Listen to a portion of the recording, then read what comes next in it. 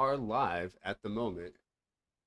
Just waiting to see me pop up on Yeah, the we got screen. you. What? Yeah, it's You're not. there. Oh, we're here. Hello. Oh yeah. How come I can't watch myself at the moment though? Oh, I see you, buddy. Uh We oh. got Queen Jack of Diamonds. Yes, sir.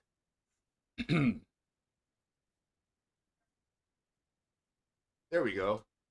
What's up, Richie, Rob, T.A. Rich, Ryan, Braun? How we doing? I'm gonna be turning the volume down and running this along just to get an idea. All right, so this is the first hand. We're deep in this big tournament with a 2 milli stack, which is like a harder thing to do on GG.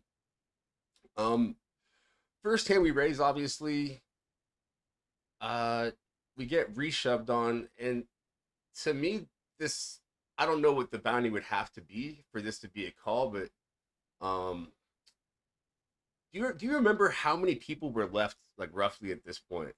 Yeah, it's a coaching time. What's up? Crumbs, Uh, Andrew, Jamblets. Sorry. that's awesome. No, it's all good. I'd say a couple hundred, maybe with 2 mil. I think we got to be getting close to the end, maybe even less, Mm-hmm. 100. Which, like, I'd start to say bounties mean less and less as we get deeper.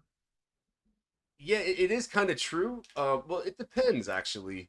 Um, there's always the size of the bounty, the equity drop that results from the size of the bounty, and then you have to consider the ICM that's in play, right? In this spot, I suspect that you have a slight equity drop depending on how big their bounty is. Um, and I brought up some examples from GTO Wiz, like a similar spot. Eh, let's find one real fast. Just where, like, let's say there's 10% left. You're in the money probably at this point. Um, Definitely. and let's say, yeah, you've got a pretty big stack, like 40 bigs, average stack down here. I'm just thinking, like my guess would be in a spot like this, calling 20 big blinds. Would you call King Jack suited? Like, I'm curious to what I did with this Queen Jack, but I would look at my stack, and is it 20 or is it 10 bigs? it's a 20 big reshove. Yeah. Then I'd say we're probably mucking. Yeah. King Jack suited, I would think a lot about if they had a big bounty, maybe, but just because you only need, like, Oh yeah, it is 20. yeah. But yeah, honestly, it's kind of, it's fairly easy fold though. Now, actually, I usually just go through hands, but I noticed after this hand, which is fairly normal, I noticed that we folded ace 10 offsuit on the button, or from the small blind here. Yeah. And I was trying to think of pretty much any situation where this would be the case, especially with this guy in the big blind, in a bounty tournament. I feel Yeah, like no, that makes sense. I feel like I would rather VPIP by three betting than I would fold here. Um, but that a call's pretty much always gonna be. Is that the Yeah, case that's here? a pretty good hand to be flatting even or three betting. I Yeah. muck this, hey? I mean, it's a little awkward with the stacks, right? But let's say we're, let's, like, there's 10% left, and we have 40 big blinds in the small blind, and this 16 big blind stack raise. This is actually a pretty comparable thing. They don't even have a very big bounty in this case either. Um,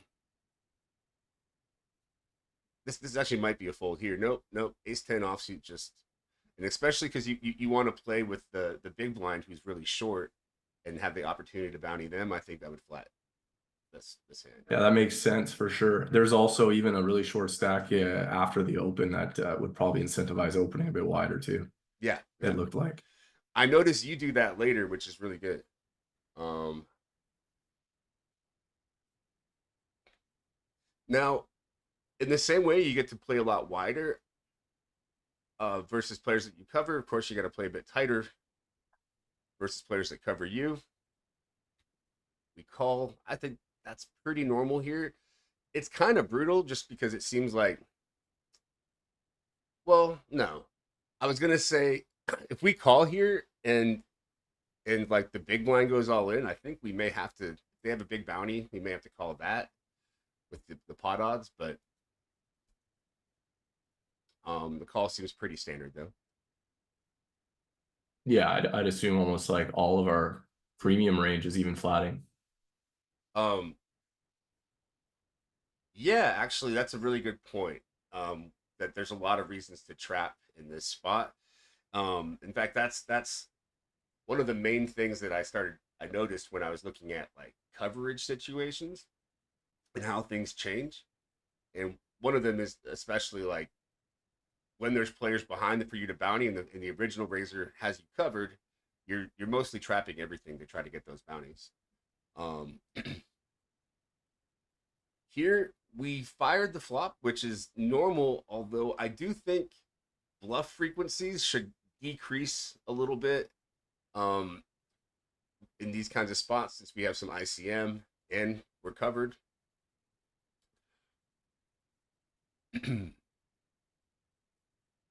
So you like checking here a little more just because I'm covered. Yeah, well, it's just talking about general trends, really. Like, um, in a spot like this, we're experiencing some risk, some risk premium versus them, and they're experiencing an equity drop versus us. So it just means overall that we're going to be a little less aggressive, bet smaller on average, and also probably even value bet a little. Yeah, value bet a little less light. So, nevertheless, I like blasting in these kinds of spots. So do I. I don't love King Jack that for showdown. Like it's gonna be good sometimes, but like if I'm trapping my premiums in the back of my mind right away, I'm like, well, I'm not checking back my aces here, am I? I mean, you can actually on 4-4 deuce. You kind of sometimes you want them to catch up, but Yeah, that's fair. That's fair. but but in general, yeah, like your pairs are going to be betting, and they're not very strong here. I don't think they have a ton of ace highs, and you don't necessarily want to let that show down. So if I bet flop, I'm probably going to bet the turn. What do you think the best suits are for betting turn?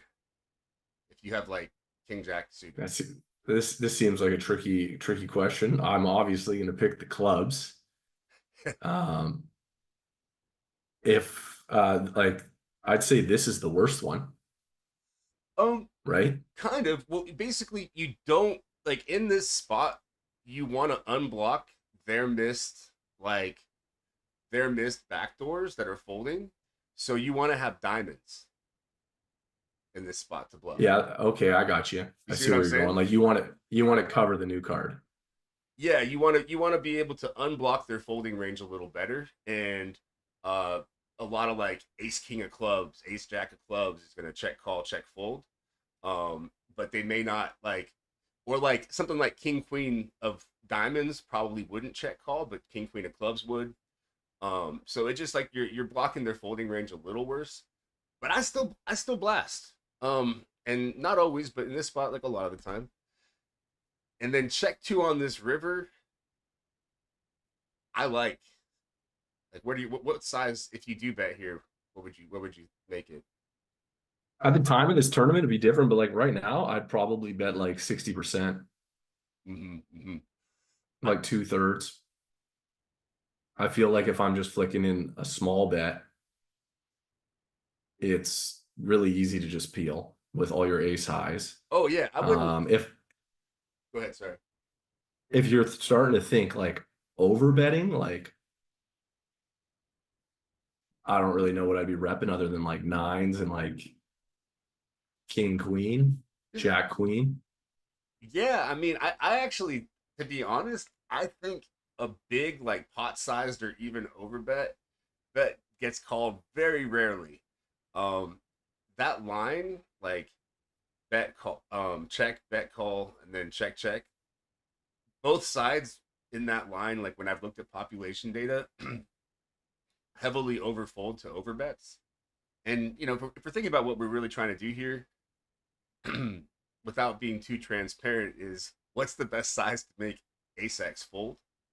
Um, I would say around pot, like something along those lines. And Yeah. I did look this hand up, um, a couple different ways. Let's see, do I have it here? Yeah, I do. I do. Cool. So the first thing I actually did want to look up was to see. Um, this is using GTO Wizards PKO AI. So I've given I've made it so that you're covered and that you have a decent bounty on your head. So they're experiencing like a negative 10% equity drop versus you, and you have a slight risk premium versus them in this sim. So the question that I wanted answered, well, maybe we'll start first at the Chippy V sim. My bad. Oh man, I hate.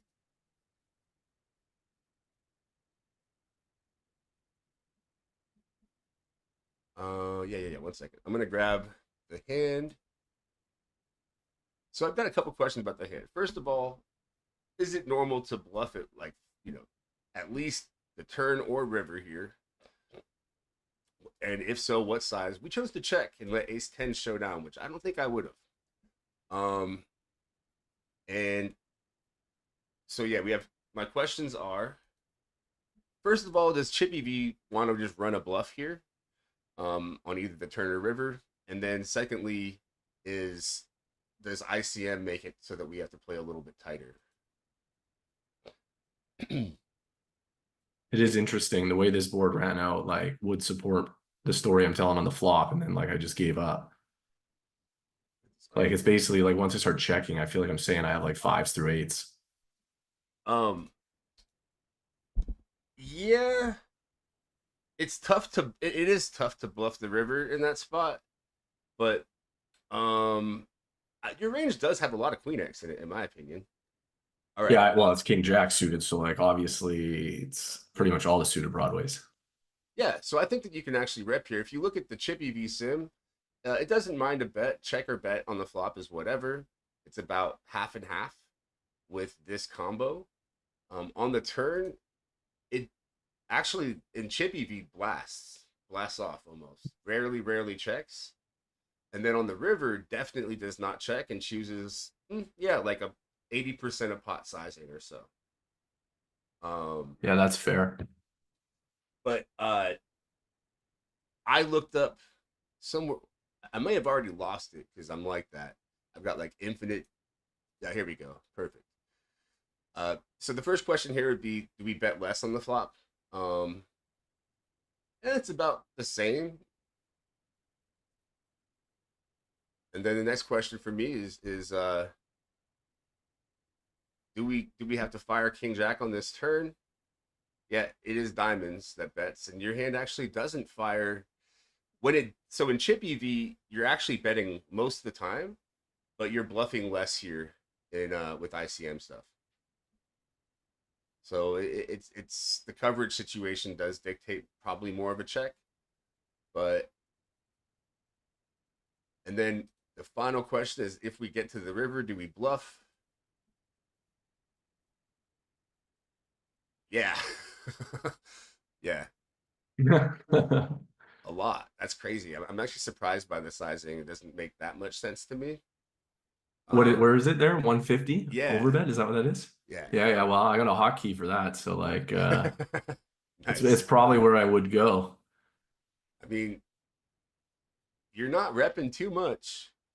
So it's just yeah, ace queen, king queen, pocket nines, like you said. So it's like, I mean, um, Yeah, it's very thin. yeah, Like basically what I started doing once I checked the turn. Like I heard you say this last week where you were talking about the bet check bet with the overbets. yeah. And like it's as the aggressor, like preflop raiser, I've been doing it a lot. This would be the first time I've like looked at it from the I guess preflop caller, just Mm-hmm, V pipping mm-hmm. there, and then somehow becoming the bet check better. That's a very rare situation, I think, to be honest. Yeah. In position, and honestly, because your range is often capped as the in position caller, Um, you don't actually see that many lines where you just bust out over bets. Eh, on the river a little bit, but it's definitely not like a spot where you see a lot of big betting in position on flop and turn though. Are with these programs, are you able to see what's supposed to call with against the overbet Yeah. Let's see.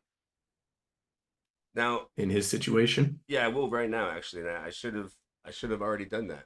All right, let's take a look. Because I would assume that he's gonna have all the hands that I'm repping in his range still. A bit. I mean, if we look at the normal like yeah, like they have almost 100% of their aces combos still at this point. Um Do they have their pairs? yeah, they have all these pairs here, but they're folding them. No, I mean like pockets. Like, oh no, they don't have nines. Yeah. How would they They don't have deuces.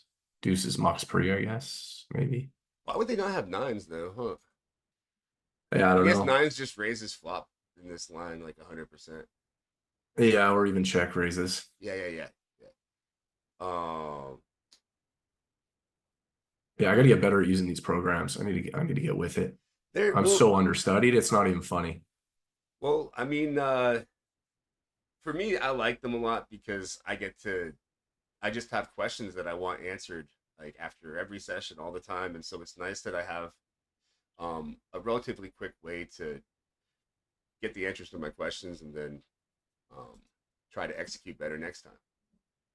Yeah, last session I had was Jack's final table, five left, and the $50 bounty on stars, and like I called in the big blind with a shove and a rejam, and definitely in that question situation. Ooh, I'd like to see the hand history. For what it's worth, I think it's no matter how studied up you are, playing poker for long hours and streaming is gonna mean high error rate. But this is Yeah, there's just so interesting. many This hand. variables too. This is interesting. This hand. I was thinking about whether or not I would have led at any point, but I really don't mind. Um, Showing up with the nuts in this line is pretty cool. Basically, what you're looking for is a way to hit a home run, you know, and Yeah, it's and I think it's kind of cool in bounties to have played this hand like this. Um, very sneaky, very sneaky. You're gonna go see Megadeth, uh, Joel? That's awesome. nice. um, but yeah, I think this is cool. Honestly, like the nuts hand class, it doesn't really matter how you play it. Like, uh, 'cause you're trying to get all in, but they can they can be anywhere. So I almost thought about trying to run this hand and inputting some kind of weird limping range, and then I'm like, nah, I'm not. But it worked out real nice. Yeah, this is pretty wild to watch this come back with where I check jam this river. It's Yeah, ridiculous. I that was love it. that was fun. I love it. Yeah, this is a good hand. Um, I love it when a plan comes together. I'm assuming under the gun limped. Um, yeah, under the gun limped in that hand, so it was super weird. Yeah, like Hard it's to pretty hard to analyze. study these. Yeah, this is you're starting to get into street poker here. Yeah, exactly. Well, although I've been playing a lot of cash games recently, and there's so much limping in them that's the thing I've been spending my own personal study time on is looking at how to play multi-way limped pots, how to play the limped call pots, just a bunch of stuff like that. Um, so it is interesting. It's funny. Go ahead. I was gonna say it's funny you bring this up because like I heard you say this on your stream last week as well, and like in all these anti cash games and straddle cash games, I'm seeing like on GG and WPT, people like the studs are limp raising a lot, It's and like I haven't looked at anything that would support that, but like who's doing it makes it look like it's got to be right. it's actually it's brutal. Like, especially in like the big ante games, shit, you're supposed to be limping like a huge percentage of your range. And actually, when I ran some sims to just even do tournament structures, because no one even bothered to look at like whether or not under the gun limp is a thing when they do these sims, it is. Every position limps. So Romanovsky's doing it like at a super high frequency, and he's not bad.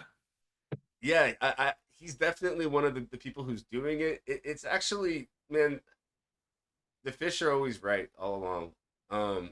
Like, I think, Limping is pimping. exactly, that was gonna be the name of one of my streams. Um, It's a good one. actually, it was Big Limping. Um, but yeah, Nice. I think I actually think you might want to call this button here. By the way, with the ace deuce. Um, Yeah. but at the same time, this sucks. Like if they shove behind, but they seem pretty snug. We have one player covered. Eh, it's close. I'm gonna move on. I'm not gonna cry too much about this fold. Um, Yeah, it's again though, you could flat with like a strong part of your range. I feel like I'd be calling and then calling the two jams and the blinds. yeah, It's not a bad place to get involved. yeah, I agree. I think no, it's a good spot to try to bounty hunt a little bit based on the coverage situation. This open is fine. Um, I would have even been tempted to get it in here, depending on the bounties, because 6-5 suited does kind of play okay multi-way. Yeah, Um, 100%. but yeah, I mean, I think you let it go. It's C'est la vie. okay. But yeah, it looks like a gamble spot for sure. Yeah, depending on the bounties. Um, there's always just sort of a question of how much is the tournament structure and ICM affecting you versus how much risk like versus you know the equity drop of the bounty. Um, in these spots, we can only kind of guess at what they were, but still think it's worth talking about bounties and bounty structures. For sure. I feel like if I'm opening that 5-6 suited, I should definitely already have like a predisposed plan to call those two. I mean, it's tough when it's both of them. Okay, now Yeah. maybe I'll have to look up something. Is there one where we got a player that has very few big blinds? Let's see. Because it was like one player had like three bigs, right? He was real small, and the other guy was also small, which like Yeah, when you're in that situation, you're kind of waiting for the opportunity to maybe hunt a bounty because you're like life is on the line, but at the same time, you're not flicking it in with like without some strong equity, like which he kind of did. Ace 6 suited, right? Is that what we ended up seeing? yeah. I mean, That's pretty, it's kind of wide. Actually, I mean, you don't think that's wide, yeah. or do you think that's I do, I do, I do. I was like when I was saying what I was saying, I thought that we'd be looking at that's got to be bottom, like king Broadway suited kings kind of thing can do it, but I'm pretty surprised. I hate ace 6 suited yeah, or not. Like ace 8 is like you're starting to get to the area where you're actually going to scoop some ace against the ace rags, but mhm. ace 6 is like chopper loss every time. Yeah. That's like he was really that bounty must have been big or something because um he was Yeah, really bounty hunting makes sense. sure. Um, Yeah, I actually wish that I really should have spent time and tried to get an HRC sim because that's the way to answer this question essentially. I can also look at Poker Academy and see if they have any sims, but this is such a specific spot and like as far as stacks go, it would also matter um how big the bounty was, of course. educate me on like what HRC would provide. Like when I say I'm understudied, I really mean it. So like I'm kind of looking at these programs and this opportunity to like just learn the process more than even the hands. So like why is HRC able to answer this question? Does it like input the structure and the bounties? Yeah, you just have the ability to input stack size, bounties, structure, and but the thing is it takes a long time to run it. It takes a lot of processing speed and time. And that's the downside of it, but uh that's how you're gonna get the most custom answers. And let's see, PKOs. Do I have PKOs here? Nah, just for let's see. I'm looking for one that can kind of compare this spot, but nah. I'm looking over here at to see if Pavel has any here for the simulations. One thing that is cool about HRC, but I can't show it right now, is or you can actually input your HRC solves into Poker Academy. But I don't want to get ahead of myself. Oh, Anyway, yeah, yeah. I now I am kind of curious about that 5-6 suited hand. I really am, because the way a 5-6 suited plays with the equity drops there, it might have been fine depending on their stack size. Ace queen offsuit in this situation, covering them probably, yeah, 3-bet call. Ace jack, what are you doing? Uh, I would imagine the answer is not all that much different.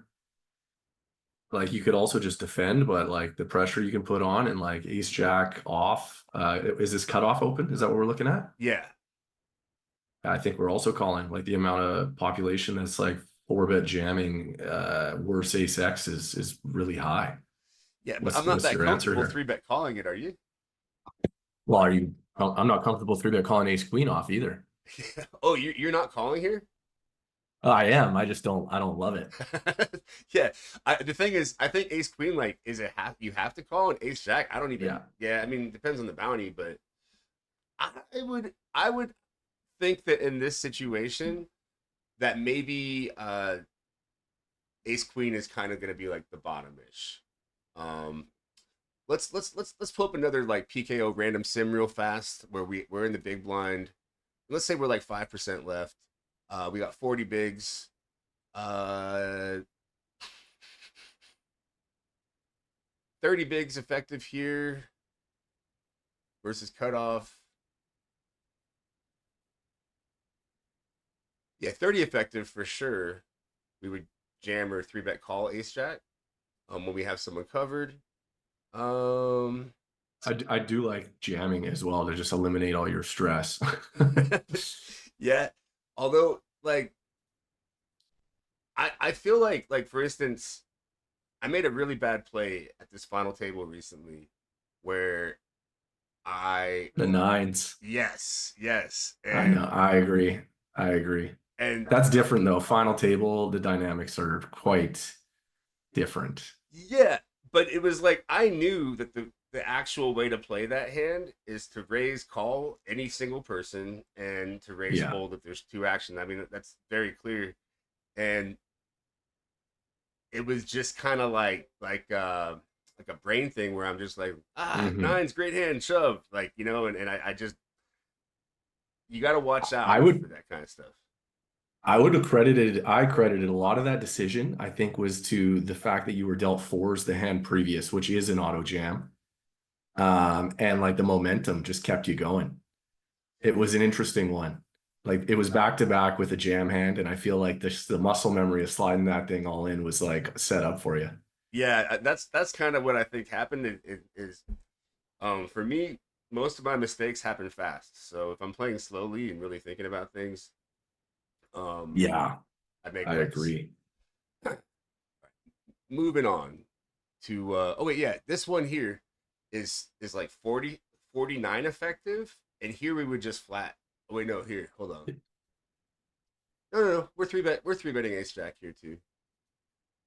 So if they go all in and we have ace jack, I think we're 3-bet. Oh, 3-bet folding. Sick. That is what you said. Yeah.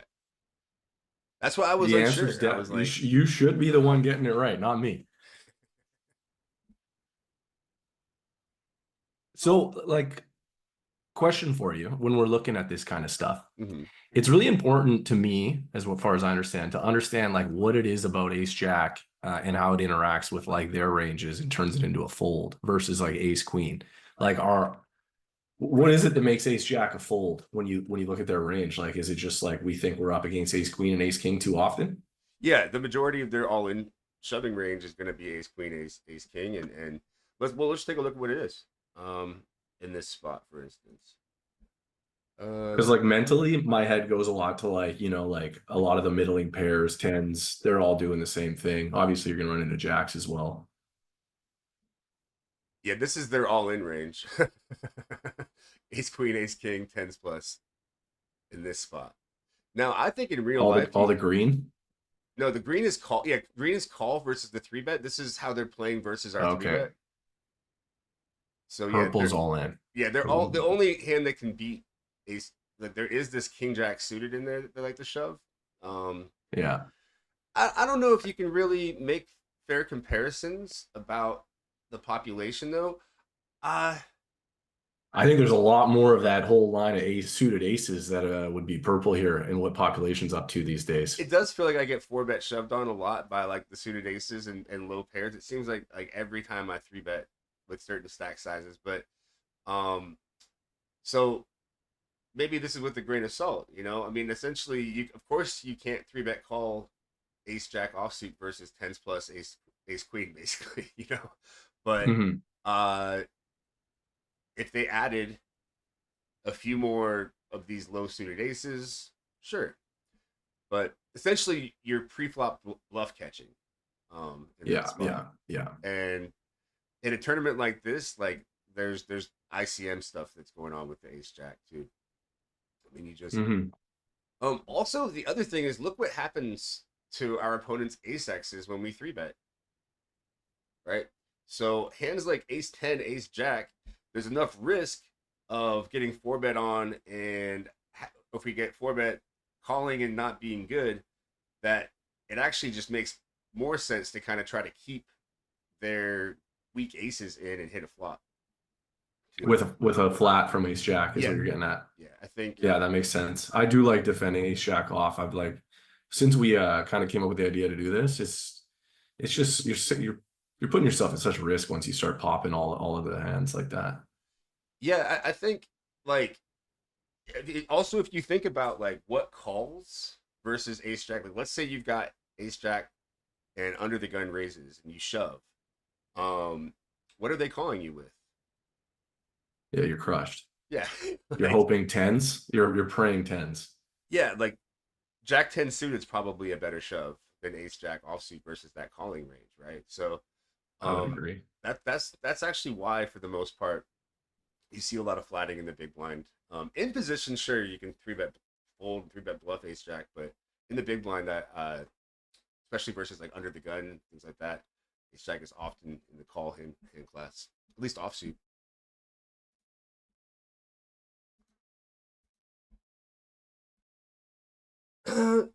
Next hand. This one seems a little loose, but like not bad. Um, just because they have Covered. us covered. But it's kind of sick though too, because if you three bet here and then like either of these players goes all in, you're gonna have to call them. So, But that's not bad. yeah, That's kind of a way which of isolating your bounty, you know? yeah, I find so like you got two options in this situation. You want to play a hand like you kind of have full range both ways. Personally, when I see people do this, I tend to lean to the weaker part of their range. It's pretty hard. Like, are you really three betting your aces when you got two jamming stacks? But Yeah, true. Yeah, like you've got like for value like tens and stuff here. And but like not aces most likely, and probably stuff like this that plays okay versus like a 15 big blind shove. So what's the plan here? that's a pretty good flop. That actually probably I would like to check back, to be honest. I'll be able to realize my equity with diamonds more frequently. You can also improve. I could protect, but like he's beating me a lot and has a ton of equity even when I'm technically ahead Well, sometimes. I would say I actually analyzed this a little bit earlier because I was thinking about like whether or not being covered makes us want to play a more passive line. Um, I mean, in general, three bet pot like two SPR, top pair with backdoor diamonds. You bet you don't fold. You know what I mean? Like you bet the flop. If they check raise, you probably jam or call. Um, but I was thinking that maybe there, you would be checking a bit more often than something like this, since essentially when you're covered, you want to avoid letting them bounty you, basically. But I'm curious what my action is here. you bet, which turns out to be fine. And like honestly, your hand is just good enough to bet and not fold. Uh, we can't be that worried about them having overpairs. They're playing 42-24 so far. Like they seem like kind of a loose goose in that we're pretty ahead, I'd say. But I definitely did think of whether or not checking was an option. Turned out when I looked it up, it really wasn't though. By the way, I got a question on that hand for you. In a situation like that, with the coverage, with my bet and taking down the pot, he's still the table captain. yeah. Do you let that impact your decision much? Like taking a passive line will induce him to put chips in the pot and potentially give me the captain. Like even a lot of turns, I could arguably call. You could jam. Like there's lots of things you could do that would actually make me the captain. Hmm. I'd have position. He's going into the blinds, and all of a sudden I'm in a situation where my future game is looking really good. I think in that spot, the reason why we're betting is actually probably protection, right? Mm-hmm. Um, just because, yeah, taking the pot down on the spot is going to be pretty valuable in that moment. Um, I think I'd rather trap in that spot with hands that like more turns, basically. Um, but let's actually Yeah. let's see. I've got it somewhere. I I know don't I think I did. have too many hands that like a turn because, like we just said, we're probably flatting our like top pairs, unless I got like a set of nines. My tens, I definitely feel like I want to bet. It is hard to check that board, even though my answer was I want to check. Yeah, well, this is when I put in the I gave it like basically you have a risk premium versus them in this spot, and they have an equity drop versus you. Um, which generally again means that you're supposed to play tighter. Um, right? Yeah, cutoff has a risk premium here, but still we're betting a lot on the flop, and we're choosing uh like 9x with worse kickers to bluff catch with, which I think is kind That's of unique. interesting. Um, yeah, aces and kings sometimes, but not really. And I guess we do some like checking back with ace king. Um, definitely, yeah. We also have like straight up slow plays with the sets. Mm-hmm. Of course. But yeah, like I wasn't sure. I really wasn't sure. This is kind of a cool pattern to see. I think this is especially because they probably do have, yeah, they have all these 9x's, so it makes sense that we would want to put more money in the pot with like king 9 and ace 9 and not with 10 9. Yeah, I would also assume like when the high card comes after you check back, that would be your check back range. Yes, so check. You're kind of protected by that.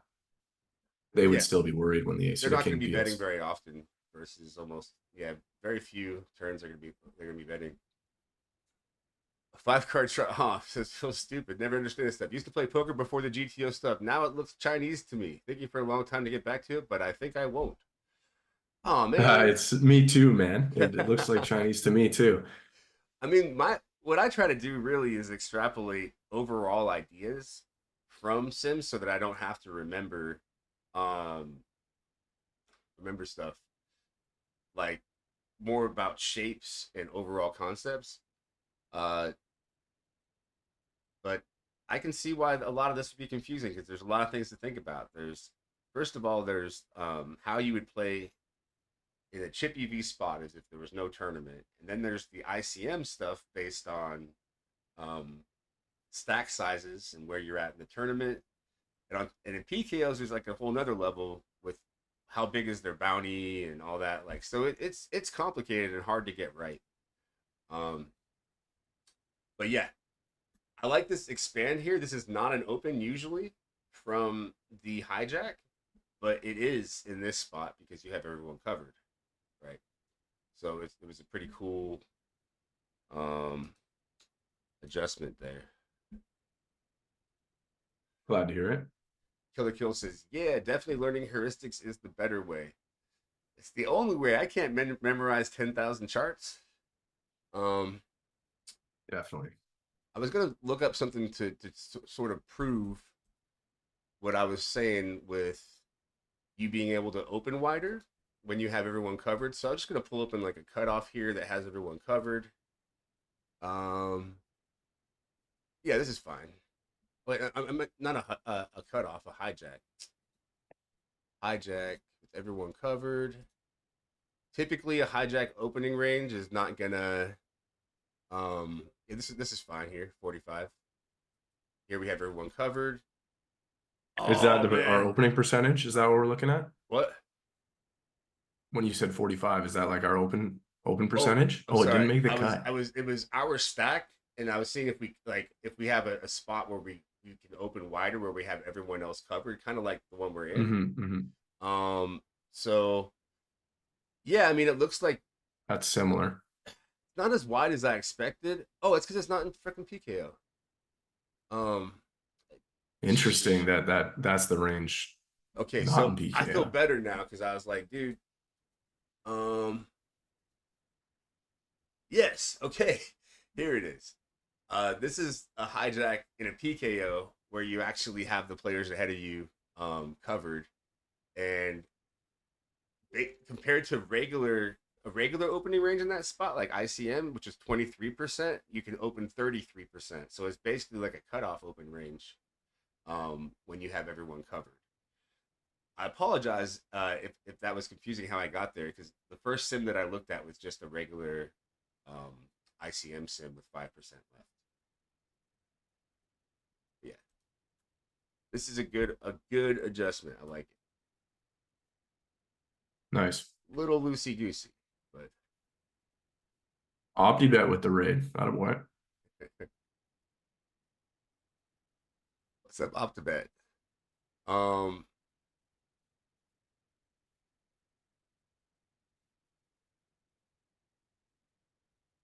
I don't. Five card draw says there. I don't understand why there is no instruction general to be found online with lessons that can be taken from GTO, like bet small and monotone flops. I mean, that's kind of what a lot of the bundle is. Uh, yeah, here you can bet big, but honestly, again, sizing wants to be like you're really not incentivized to play big pots with this guy right now. You know, so in general, I would just kind of bet and probably bet a little smaller. Like Um, quarter? 30? yeah, like 30. Doesn't really matter that much though. Um, So one question I have here is like part of my cash game brain, 100 bigs deep. The ace king, especially wheel card, but like the eight as well. It calls for a lot of overbetting on the flop even. mhm. So I tend to think that the ace, you know what I mean? He is not flatting aces, kings, ace king. His range, top of range is eights, ace eight, king eight, right? Mhm. That's I think why I mentally went bigger. I get what you're saying with going smaller because like if you got those hands, you want to get money in too. And then obviously I got called, which is not what I wanted. Well, what you're talking about in general isn't a bad idea. I'm actually referring to overall adjustments that I believe you're supposed to make um when you're covered, right? In this spot. Yeah, yeah. So like when we look at like a regular chip EV sim here, uh for sure, there's overbetting. There's pretty much every size is there, right? You can do all kinds of stuff. Hmm. What I would That is a guess though rainbow. is if I put this into like this solution, I'd have to redo this sim a little bit, but I can. Yeah, we don't need to. It's just I just wanted But to kind of say that, and then even when you just said when you're covered, like all of a sudden, yeah, like basically I can just drop my whole range down to a smaller bet size, and it makes a lot of sense. yeah, that's actually what I was gonna try to show is that if I was to do a PKO sim here, I suspect that we would be like phasing out the 125s and just betting smaller on average. Yeah, yeah. Um, but yeah, it's not a bad bet size, like not in chip EV, you know. Like it chooses this size sometimes with Queen Jack of Hearts, although it looks like we do prefer to bet smaller. Um, Now on the turn, oh, I'm gonna choose the larger bet actually. On the I think turn, I'm gonna keep going as what I think's gonna happen. I yeah. hope I don't check. Well, I mean, I like to blast. Under the gun versus big blind is like the best place to bluff three streets, just because they're so capped and you're so uncapped. That being Yeah, said, yeah. as far as hand combos go, this is one of those annoying hand combos that like doesn't often make worse, like Yeah. better fold The or King worse X and call. Ace X of clubs is never going anywhere at like any size. Yeah, I mean we can make 8x fold basically. Well, yeah, But I mean with it's any never size. bad to bet this spot, but this hand class is actually like not exactly it. Like, I see why, man, for sure. you see what I'm saying? Yeah, yeah, The two top cards being unsuited to the flush draw that just came in like makes it so like his entire king and ace x of clubs is calling me. yeah, yeah. So exactly like this hand class, like it's not bad to bet it, but it prefers. Actually, oddly enough, I wouldn't have suspected this, but we turned bottom pair into a bluff here, which is weird. Um, and we use mostly clubs. It looks like and like uh yeah. Let's I think see. bottom pairs blocking their two pairs and their sets. It isn't a bad one to choose. Yeah, It's I never was winning. always so Chopping surprised. maybe. Like yeah, these pocket pairs always be bluffed. Like it's actually a shocking amount. Um, I always feel like I'm punting. Me too. And I It's hard. but like if you ever look in any Sims, like I actually I did a whole thing one day where it was like just me flatting the button with deuces through fives. Um, versus under the versus middle position or something, and like how often I was supposed to bluff off with pocket deuces and pocket threes when I didn't hit anything, and it's like a standard in so many spots to run big bluffs with the bottom of your range. Um, I wish you didn't tell me that. it's funny because well, we can look at it, but like Oh I yeah, I'm specifically gonna be remember blasting off. I was backing someone in cash games and he ran a huge bluff with pocket deuces, and I'm like, why are you What are running you this bluff doing? with only two outs? You know, and I was like so sure that that was a terrible play on their end. That's funny. Yeah, it's and streaming as well. And you gotta face the wrath of chat as well when you run a triple barrel bluff with a pair of threes there. And Uh even when you hit it, you look like a donk too. yes. Although, you know, you just kind of got to get used to looking like a donk. Oh Um yeah. yeah, I so people are talking about the bluffing with why we don't bluff as much with like queen jack, and it's also to unblock their folds. You're right. They have a bunch of gut shot folds that we're making and so I thought it was kind of weird that we were using an 8 to bluff, but makes sense. Um, I feel dumb all the time too.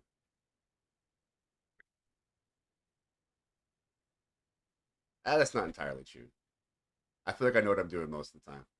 You're pretty sound. I don't see you get out of line too much. A king eight of hearts you ran in the 10K, I think it was. That was like pretty next level. I think you probably remember that one. But like you usually pretty A to Z, not getting out of line. Um, I yeah, I actually like people to think that I'm more aggressive than I really am, but like I'm aggressive, but Yeah, goes both ways. I'm mostly solid though for the most part. Like I'm a tournament player. You gotta care about ICM and stuff. Here covering, I think we're supposed to call A7 suited. Like if you compare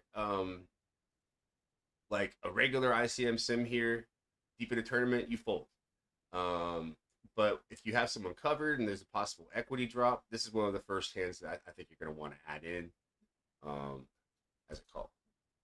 Yeah, that makes sense actually. Like I imagine I fold and I've probably been folding that even recently. Again, ace eight's kind of where I think the line starts to trend towards call with what you just explained, but Yeah. it makes sense as you start to implement ICM and bounties to open it up a little bit. By the way, I just realized I haven't even introduced.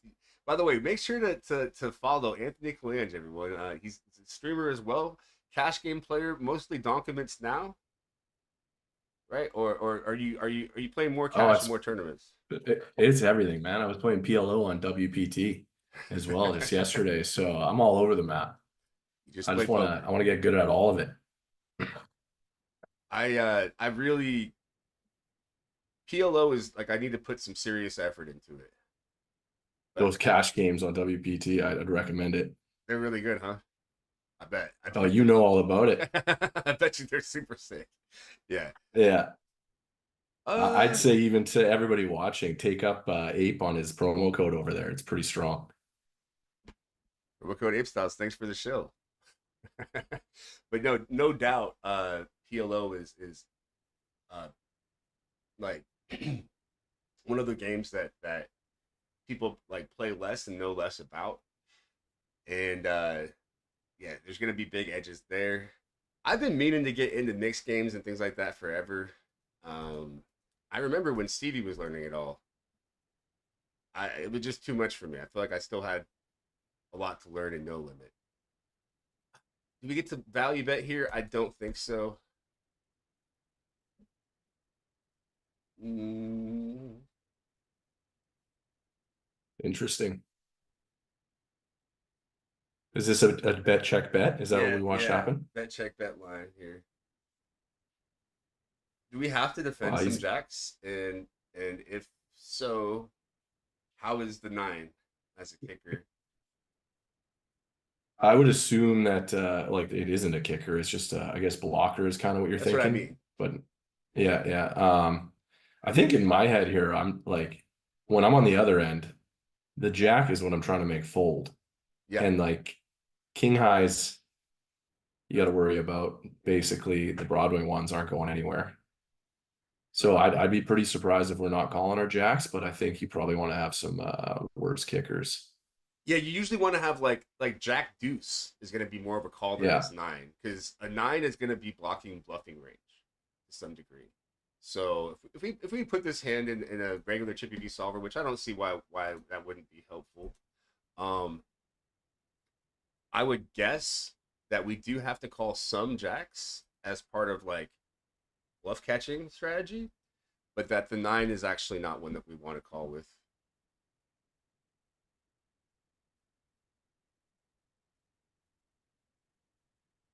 That makes sense. I'm assuming I call and lose. You fold, no, you folded.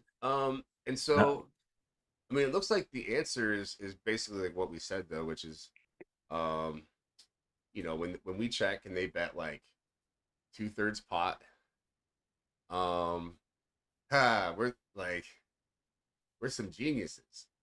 Um, basically, the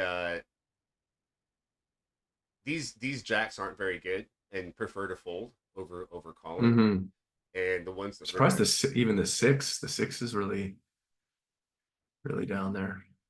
yeah, I would have thought maybe we could call since the six they don't have that many sixes in the range that they are bluffing them all though, right? The main So thing is they don't have these cards really. So Here's another question. mhm. Um, we're basically blocking the wheel draw because they're checking the turn back. Are we eliminating all their suited regs? Like, you know what I mean? Like they're probably opening 4 or 5 there. The captain from I think it was the cutoff. 4 5. But then their betting range doesn't really matter, I guess. Ace jack off, you got to bet everything. Yeah, they're supposed to bet 5 4, which Yeah, they're not even opening it all the time. yeah, yeah. Yeah, that makes sense. All right, I could disregard that one. They don't really have many wheel cards except for the pairs and the aces, But I like. kings. I mean, I like the fold here. I thought fold. Okay, I'm bye. glad to see it.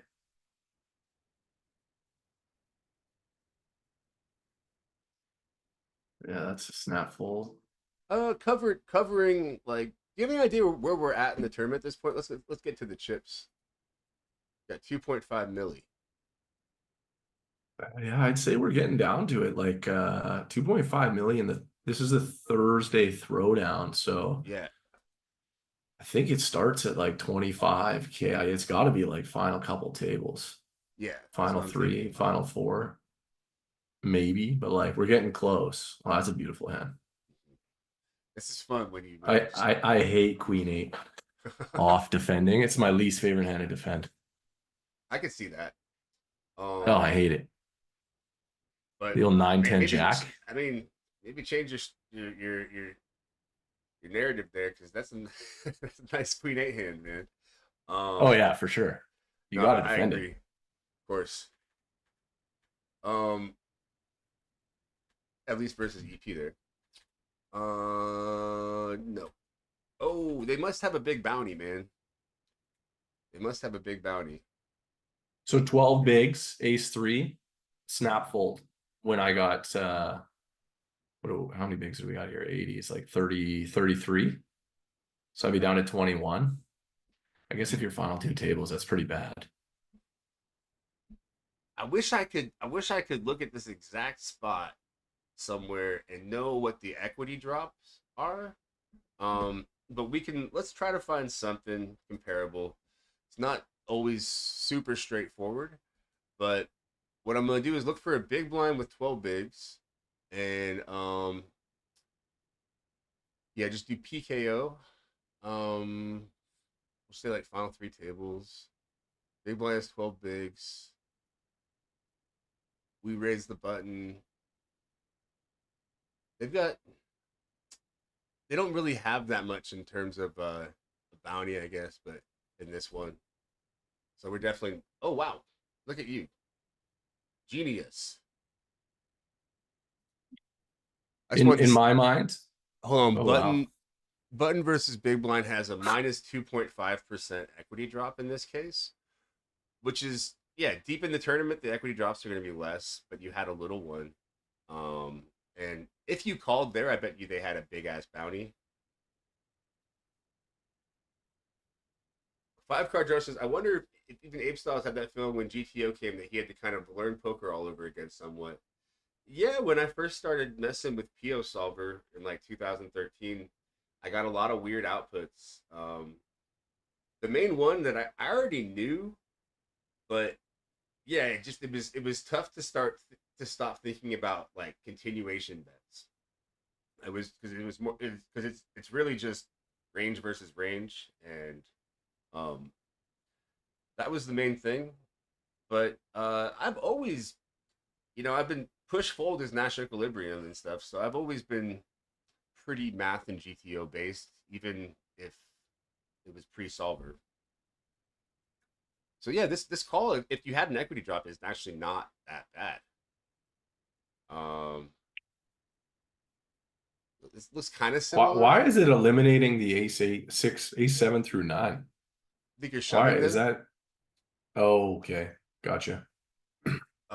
Yeah, in this sim, Like because both players are like, yeah, both players are under 20 bigs, so we're just gonna be like our button strategy is gonna be pretty gangster. yeah. Yeah. Um, I actually arguably think you could shove it maybe a little more, but Yeah, it actually performs better than people want to realize. This is the problem. I hate it, but Yeah. Bank. that's I don't know. nice. A little lucky. Oh man, every time like or often I'll go back through some tournaments I've played and think that I played so good, and it's just like, nah, you won a bunch of all ins. Oh, Um, yeah. That's why we're looking at this. yeah, easy shove here, I think, most of the time in a bounty. Wait, I got a question for you. So he's cut off. I think that's a big part of why it's easy. When does that start to turn into a call at those depths? Like under the gun, are you still shoving? In that spot, depends on the player.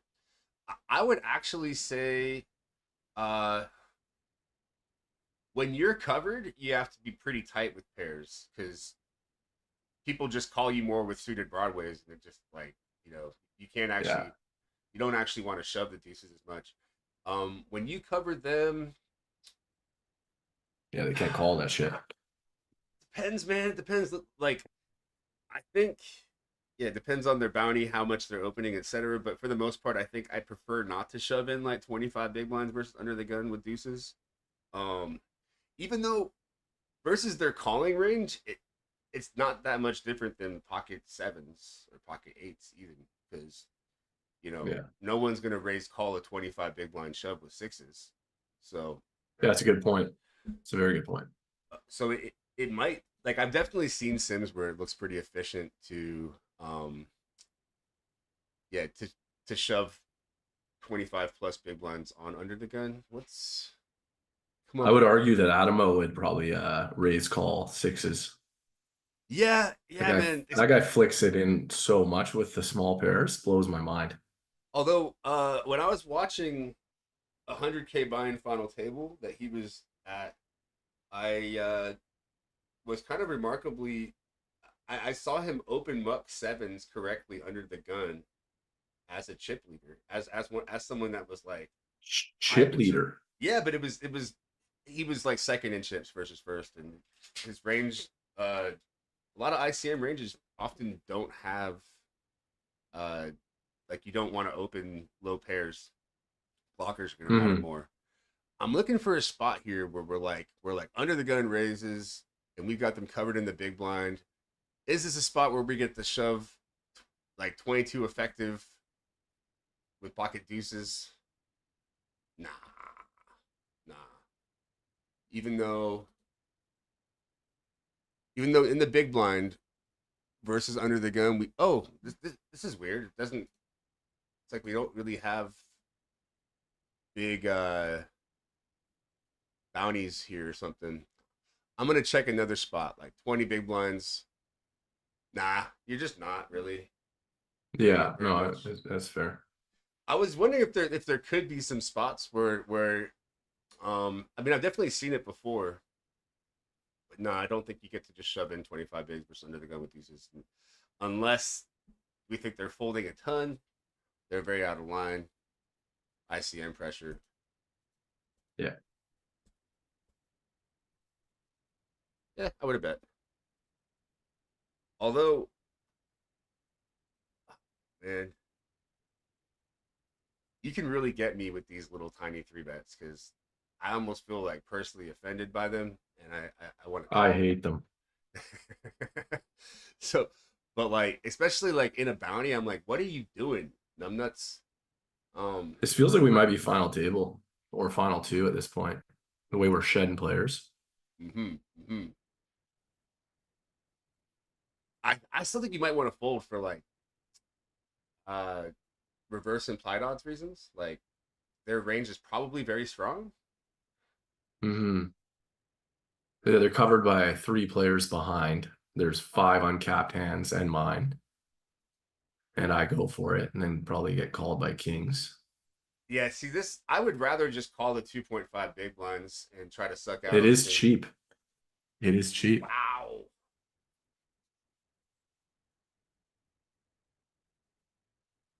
Oh, he folds.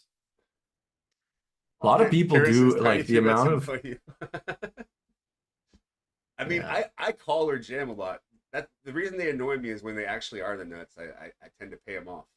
Um, I find the player doing it is a big deal. There's a lot of people that are super sticky that like really know what they're doing. I'm more inclined to play with them than when like someone that's real tight and something you never see them do. As soon as they do that, I'm like, okay, this is looking like the nuts. I used to have a stat in my HUD because I was using Hold'em Manager, and this the stat was um like the percent of the time that a 2.5x or less three bet was Jacks plus, and like because you could actually because like some people really only make that like tiny three bet when they have Queens plus or whatever, right? And other people um well, you'll see like King Queen offsuit, all kinds of stuff like King that. Jack off, Yeah, like yeah, it's wild. so it's like you got to figure out kind of like which kind of player you're up against there, right? Um, Yeah.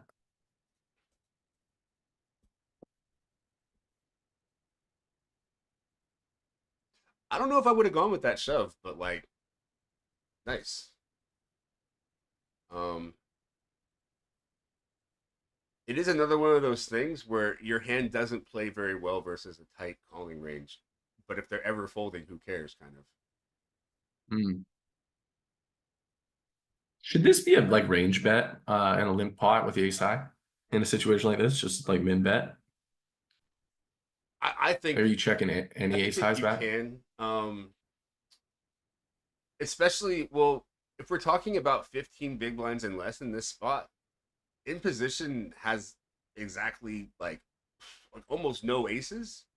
Hmm. So actually, I view the ace in this spot like a blank card. Like it's not even like it's a they don't have an ace. Um, Yeah, so so they're like they're forced to like they're in a tough spot with king high, any pair. oh yeah, they have to defend king high. They have to defend all kinds of stuff, man. Um, the other thing is, I mean, you don't really have an ace either, but um, like neither side has any aces. That's kind of how these 15 big blind and less limped pots work. Is the ace is essentially a blank card. Um, Same with king highs with like 10 big blinds and less. Checking's fine for what it's worth, but wow, we keep checking, huh? I would say versus population, you can just bet.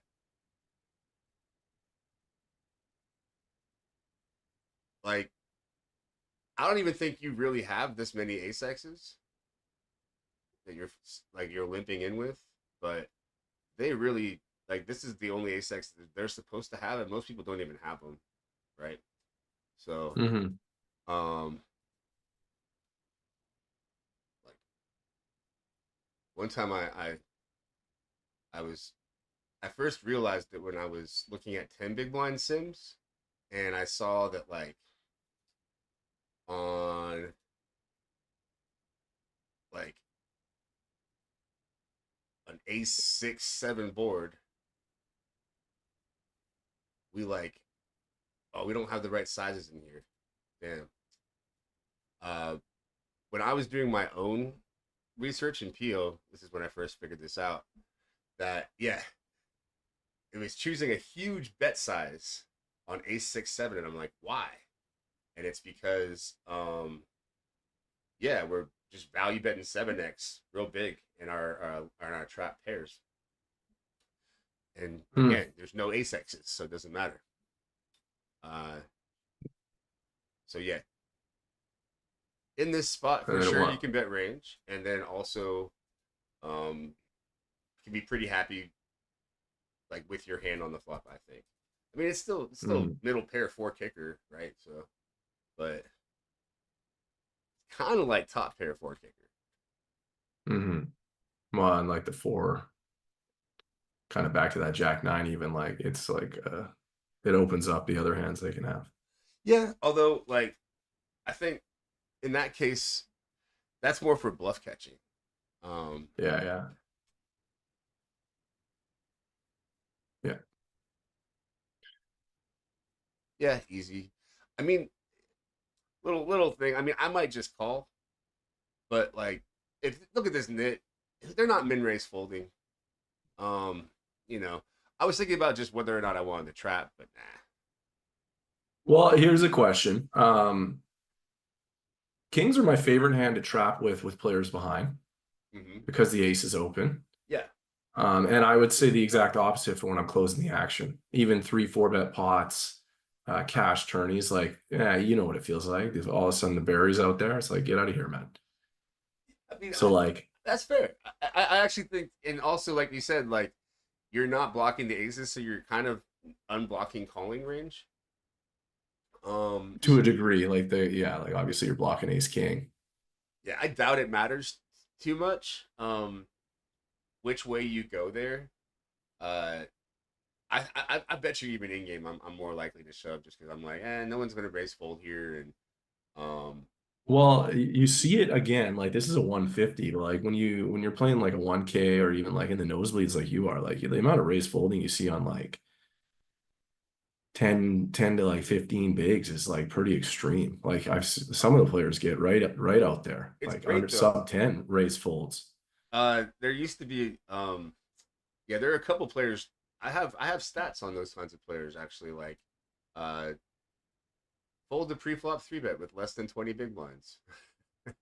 Yeah, Um, that's a great stat. Like that's yeah, there you go. I actually need to change that stat though because it like it needs to go down the whole way down to like five big blinds because people literally do raise fold off of like seven big blinds now. I've seen it. Yeah, it final tables, yeah, Yeah, it gets quite wild. part of And it's it makes sense. yeah, it's part of the Sims. It's not bad. Okay, I just fold this. Yeah,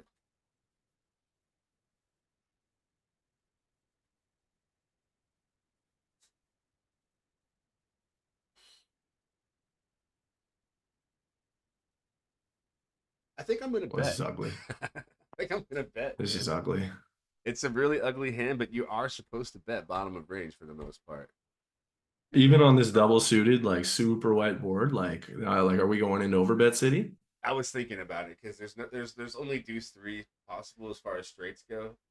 Um, Every time I chicken out, it's because like I know in my head I got to bet big. yeah, that's You what I can't will really do. milk this. Um, I guarantee you it doesn't make that much money to bet here, so checking's not a big deal. Um, however, I do This think pot's the captain's seat again, though. Like it's not a bad time to put your foot down and go for it. exactly, and that's actually what I was gonna try to show with this freaking solver again. Was I was gonna try to bring up a scenario, this scenario in particular, where you have them covered. Because yeah, in chip EV here, like you check most of the time because it just doesn't really have very many assets. But it's not bad to bet because I mean a check is not doing well for you either, right? So like you're probably going to want to choose something with blocking suits a bit more often. But now what I'm going to do, and hopefully it'll be like very clear, is yeah, I'm going to It's interesting. do Study this spot. uh ICM. Then you have like they have like 35, you have 45. I'm making this kind of fast just to like not we'll say there's like 17 players remaining. Average stack is like 20, maybe less. Um I have no idea what your bounties are. Hold up. I got to do the payout structure here. I'll just put up a GG poker this thing. I don't know. Um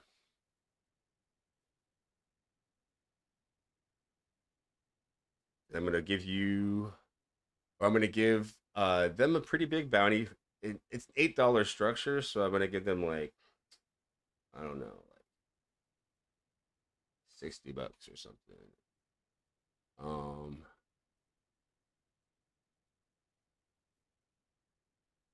and total bounty, average total bounty, we'll say like way less, like 60 or something. All right, so what I've just done here is put in like roughly where you're at in this tournament. Um, just some guesstimations, but the main thing is that um, yeah, at this point in the tournament, you've got a slight equity drop on them, and they have ICM pressure versus you. So This little pop-up that you're seeing here every time, this just comes along with it, the bubble factor. yeah, Hey, you seem to be putting a lot of attention on this. Basically, I'm assuming to like your building blocks of how you're gonna think approaching the hand, right? yes, yes. So what I'm talking about right here, like I showed how your hand with Queen Seven, like, isn't really a very good bluff, but it can in chip EV. And I'm making a hypothesis now that if now that I've put it where you're covering them deep in a tournament in a PKO, and there's this pressure Yeah. going on, I suspect your hand's gonna bluff a lot more, right?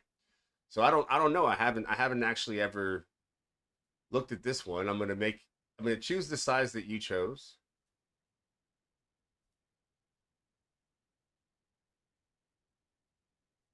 I'm guessing 30-ish is what I did. Yeah, it Yep. looks right. And then what was the turn again? It was like I think it's a four of four spades. spades, yes. Super wet card. So my hypothesis here is that we were gonna bet big.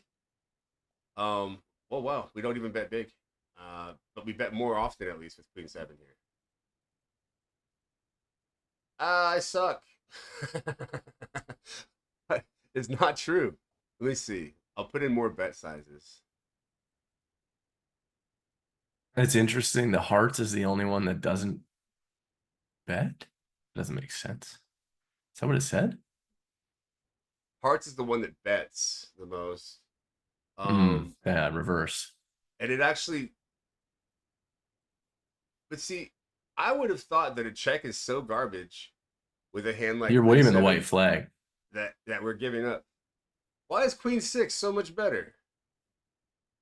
Get out of here. Um, It's basically the same thing, the same hand class. Um, I would assume that you're blocking their 6 7s. I don't know. You're blocking that with 7 as yeah, well. I don't know. 6 7. These, eh, yeah, I mean it's just, but the point kind of remains the same, and I'm actually not feeling too bad about it. Essentially, you yeah, it's pretty much you the same. you bluff bottom of range in these spots. Uh, Let me check to see if the ratio of bluff to value is different because from what I've seen, um, it should be. So, um,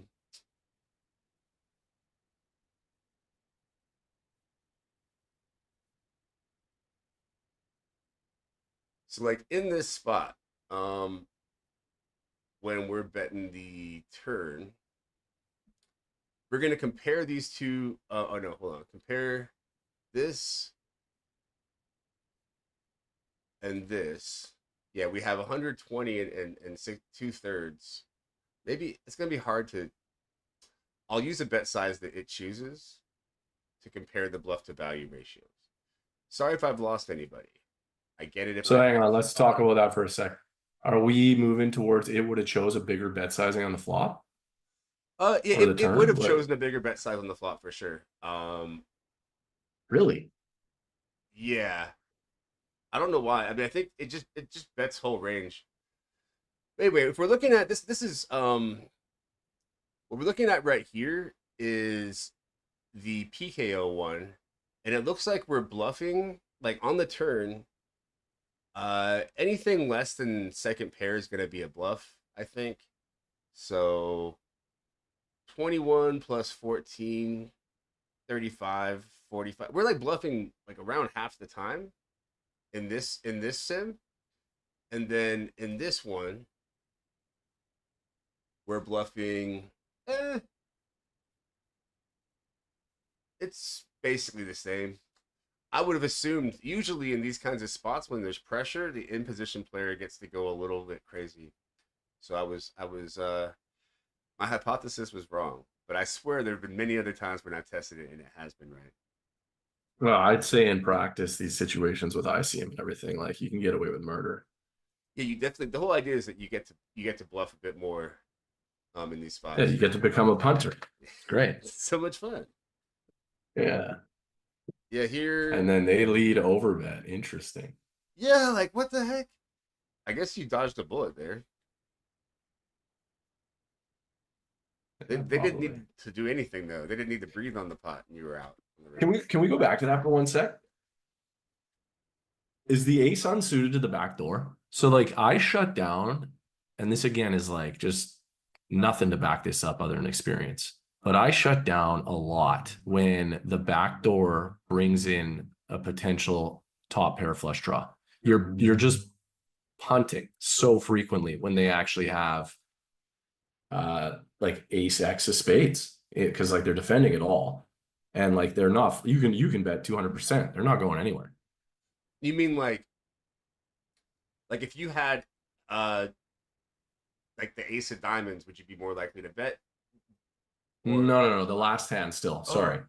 Um, which like why checking back is like when he overbets the river, it looks like he runnered an ace high backdoor flush draw. That's yes, what he's saying. yes, And like that's a big so when like say let's say hypothetically the ace and the nine were opposite suits right now. So it's an ace of hearts, five of hearts, or sorry, ace of spades and the nine of hearts. yeah. When the four of spades comes in, I know this guy doesn't have like a lot of his king. Like he's not going to have a nut flush draw on the back door.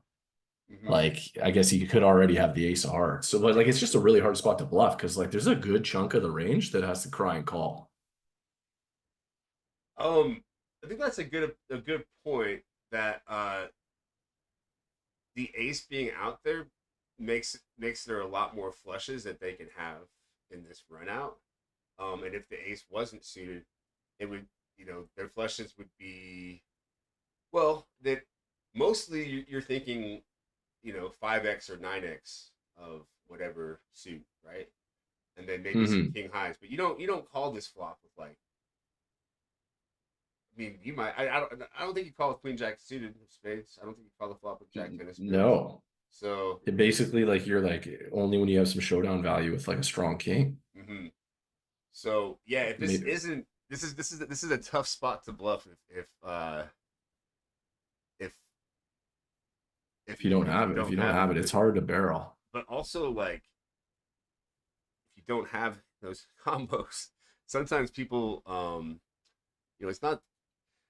Sometimes people are like, "What do you think he's bluffing with? He just has no bluffs." And it's like, it's not that hard to bluff with nothing. You don't need. Yeah. Um, but yeah, regarding this hand, I just wanted to look at what you were talking about because I thought it was kind of interesting. So what you're saying here is on this river, big blind is going to have some flushes for sure. Although they don't have that sizing in their range because if you look like yeah, the big blind in this line though does have more flushes, right? Without a doubt. But will they still have more flushes if um yeah, we took out the ace and like yeah, made the ace like yeah,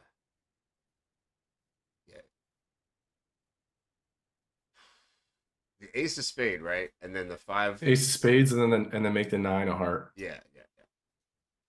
Now in this case, I don't think that they have any flushes. How do they have any?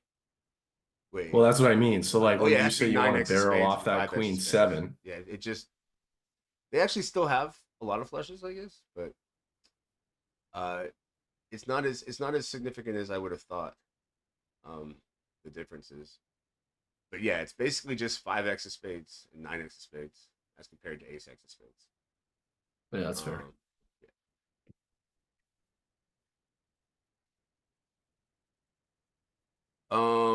Is there an option in GTO Wizard to upload your complete tournament history and alert the hands you played wrong? Yep, you can upload up to 100,000. If you do get it, Ape Styles code gets you 10% off. Um, I'll be using it. Here, I was actually thinking. I mean, you don't really see bet much in this spot, and you're already opening kind of wide. But Ace of Clubs is kind of an asset here, um, Hmm. just because it The does. nine's not terrible either. Yeah, you kind of block continuing range. So I think GTO Wizard's going to give you a big like for pre-flop though, but I can fix that. Let's see. Oh, interesting. Even with that three big blind stack there. Well, no, I'm saying it's going to give you that because it's not a PKO. It's. Oh, Oh yeah, it's close anyway though. It doesn't matter.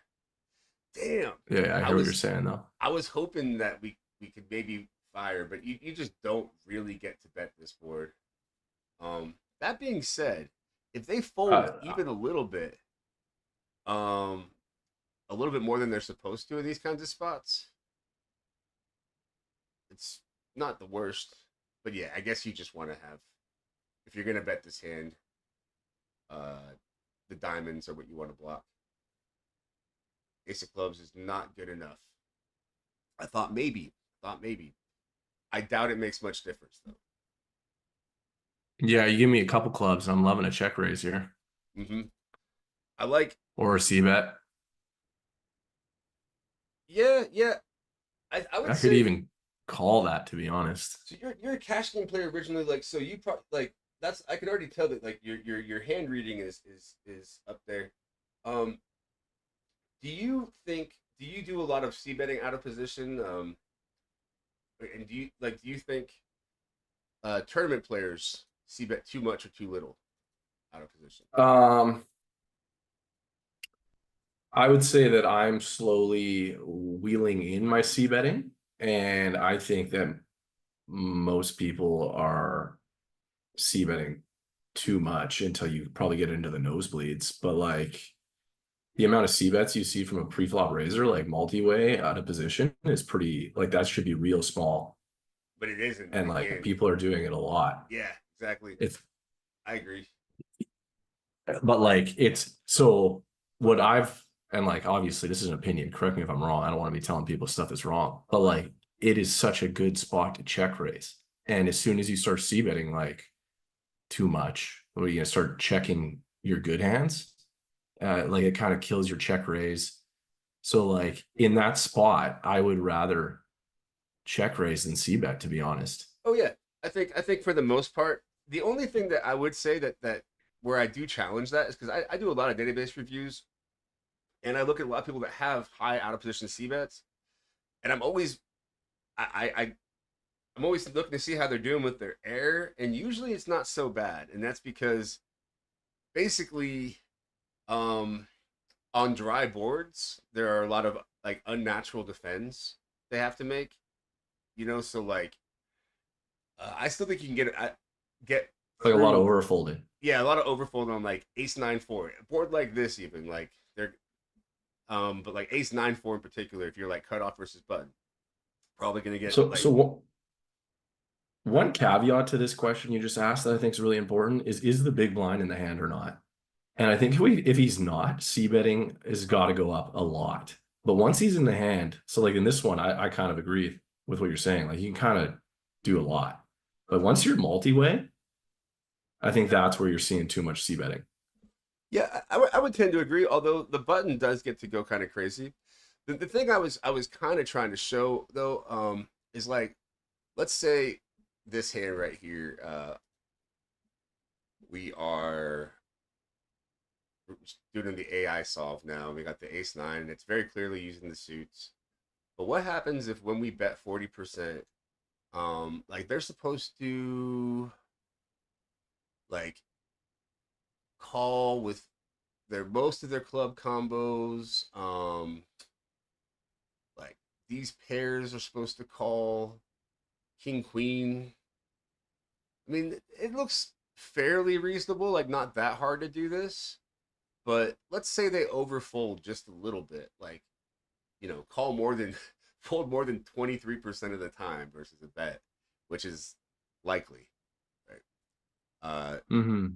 so you go in here and you node lock, And let's say I'm just gonna make them fold like 100% of uh eh, I'll find clubs.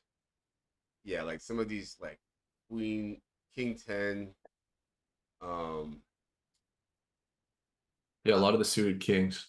yeah, like E- king queen suited versus doesn't e- always call or um definitely a spot where it's being overfolded, yeah, even by myself in the past. I would think so, right? So and then like maybe this king queen will take some out of there. Like I'll I'll keep the Sorry. I'll keep I was thinking about like just keeping in like half of them or something. I don't know. Oops, I did raise. um Sigh. Okay, I'm fucking up here. Um oh yeah, and I'll just do something like fold the pairs.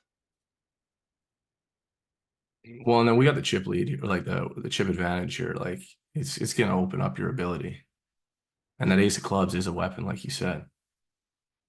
Yeah, so what I've done is just put a few extra folds in, like nothing crazy. Just like took out their bottom defense. And what do you think happens to our bets? Oh, it's gonna go up.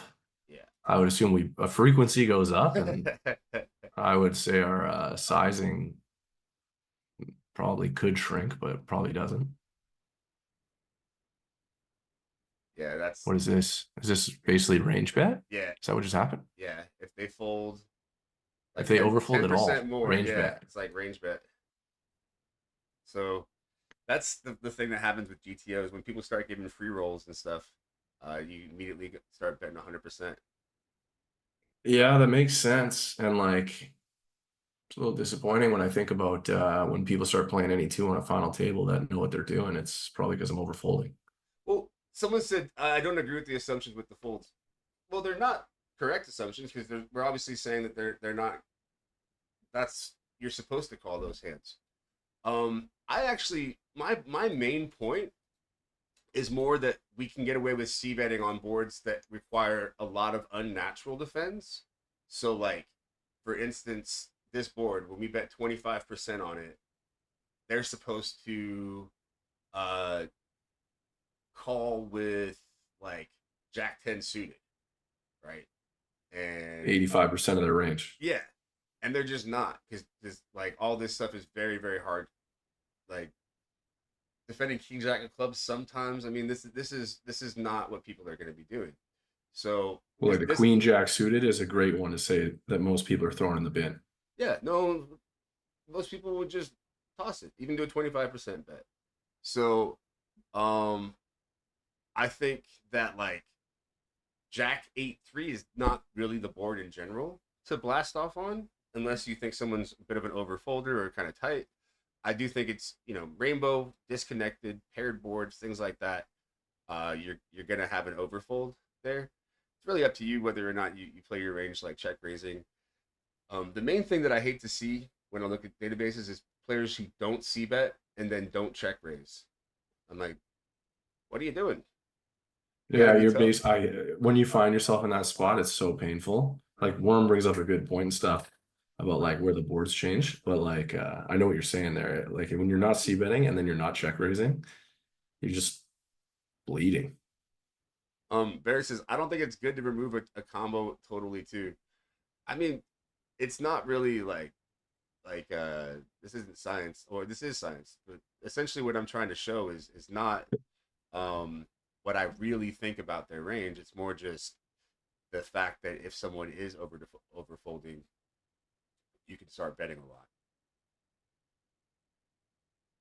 It is interesting though. Like we both stream. If you saw us do it, then it would, you know what I mean? Like if I were to make a mistake and fold that, it's pretty easy exploit.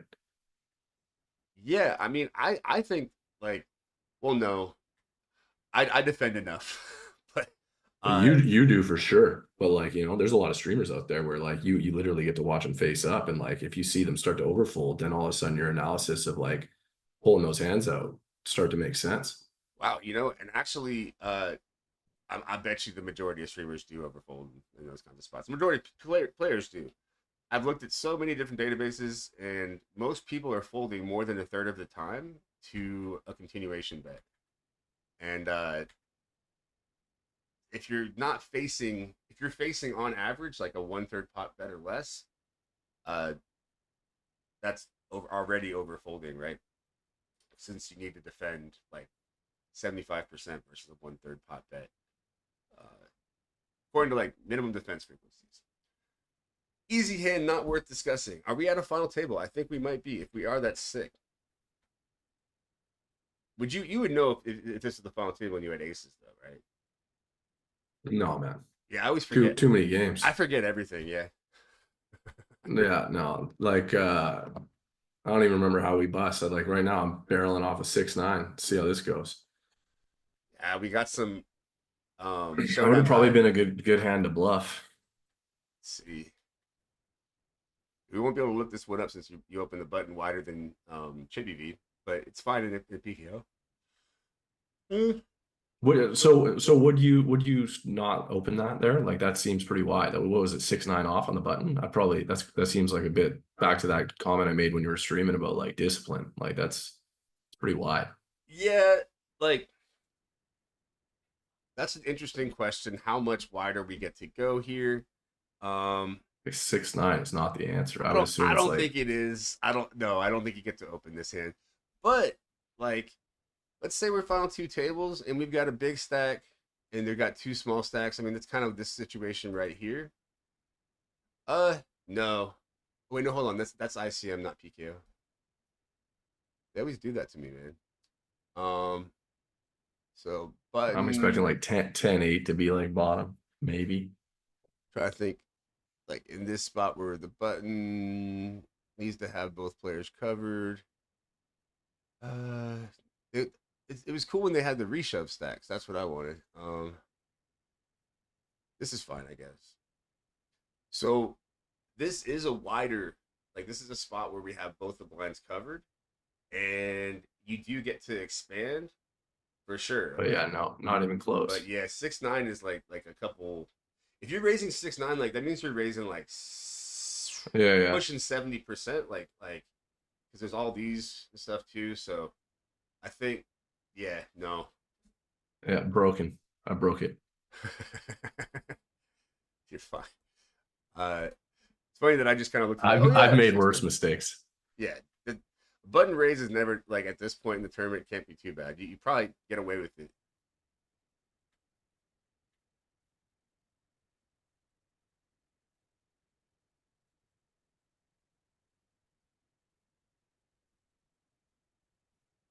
Your kicker doesn't Yeah, matter, so it doesn't really make much sense to value bet. Um, you're gonna check. A small bet doesn't bother, but it just like what can call though. it's almost like a block, Yeah, more than value. but Like it's like a merge. a block bet needs is should it should still either be a value bet or a bluff in my opinion. But But what do you think happens when I check there? uh, so like I would assume he's betting like 60 to 75, right? yeah, I mean, then you have the option to bluff, catch, or fold. Um, and I think, Yeah, that's fair. but like, man, I love tiny river bets. Like, I'm like the tiny river bet dude. Like, I'll min bet in your face every river, but like, I need to be able to get called by worse, um, more than 50% of the time. Yeah, that's fair. This is another one of those funny captain spots too. Um, oh, the captain spot. Yeah, right. Like if I check, win, he still got me covered. Yeah, And like I'm not saying it's the right play, but like that bet would have put me over top of him. it is interesting though to think in those sorts of terms. I think. Um, Well, I think I level myself with it a lot. I mean, I think it's good to be thinking about like what stacks will look like. Sometimes I'll play a little punty in this spot if I know that it's not going to affect my chip position at the table or vice versa. Um, so this is hilarious, man. So like I was like, yeah, I thought the king of clubs was pretty bad. So you in chip EV, like you can bet very small with a queen, but not the king, not king queen for some reason, or not as often Well, with king queen. it's because that's what I'm beating. Yeah, yeah, it's because you kind of want some king highs to I want call. them to have it. Yeah, that's the problem too, right? You because they Hmm. actually call some king highs, and you don't want to block that. Um, so in that spot, it's actually I would have bet smaller if I bet, and yeah, you it was just like your kicker that doesn't really get to bet. That being said, in this line, super common to have this 10%, and it's related to the fact that like our equity is probably going to be around like 50, oh no, like 2/3, or our equity is like 67, which makes sense. Um, so for like out of position, pretty much anything above like 50 to 55% equity we can bet and block bet with. But in position, you would never want to like reopen the action to bet something like this, you know? Um, Hmm. I think large Farber, the answer is yeah, but that's a chop, is what he's getting at. uh, yeah, it was more just like I didn't like blocking the king high, that could Hmm. call us. Um, that was the main issue. But again, there's nothing wrong with the blocking bet really. Maybe a little smaller. Yeah. Oh yeah, the kicker doesn't play. All right, easy game. Yeah, that is easy game, man. Why can't that happen all the time? It's Isn't it nice when amazing how it's nice when good it you does feel when happen. it's just like that? Yeah, you feel like you're good at poker, and then all of a sudden, like Yeah, since these two tournaments, I've been on a pretty dry run until like this last week, and like I figured it was mostly mistakes. Then everybody says, "Oh, I'm running bad." There's a lot of little things in the middle that we don't pick up on. So like this is why I appreciate doing this with you, man. thanks, man. I think I like to use downswings and stuff as like more motivation to look at my game. You know, even if I am playing well and just running bad, I think it's a better way of thinking about things to be like, to assume that there's some place that I'm leaking or leaving money on the table. Um, Yeah, it's a better way to go about it than just hanging your head and saying the world's we're against so me. Do bad. do some work. Yeah, everybody says it. Look how I've good been we're running there. right now. I think I've Look how good I'm actually running here. I, I I need to had remember this. I had a minus 100K year, and I remember telling people that I thought that I ran the worst of any reg that year. That's ridiculous. Um, so yeah, I've definitely been like that. I run so bad guy, but now I just know that that's Oh not yeah. true about me. Hey Karen, thank you. Ooh, this is tough. Okay, so there's ICM here, right? We're covered here, yeah. Yeah, so like you usually you might just want to be like blast big and call off because you've got every out, but now you really don't want to do that. So I think we're just gonna check like most of our flush draws on this turn because we would have to um bet fold a lot of them if we don't, right? Yeah, that's true. And like even so here's a question for you. Like our king and ace high flushes on the flop checking back a lot. This would be one of those things that would be worth looking at, I think.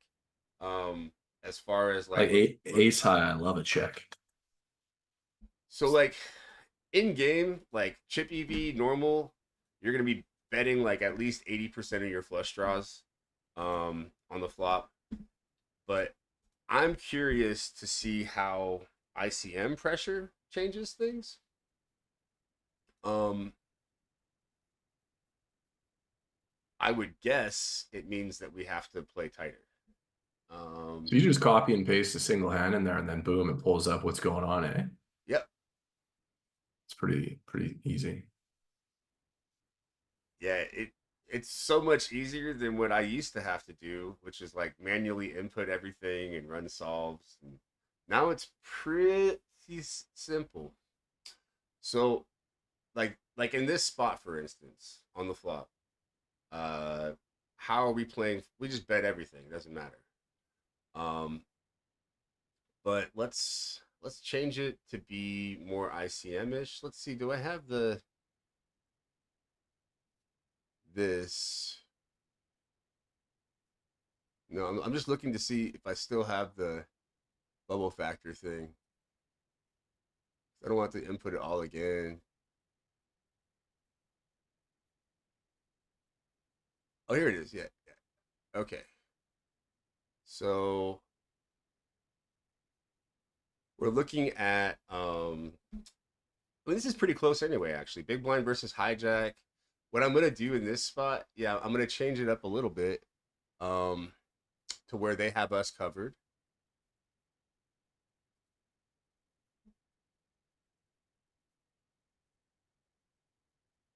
I might even make it so that like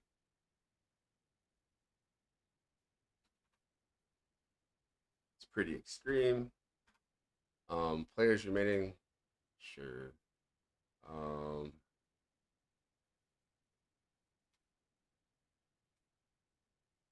and I'll have, yeah, you have a pretty.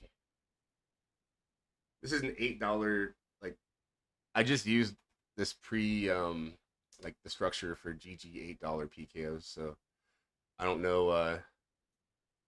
Doesn't really matter that much, just as long as we get the equity drop.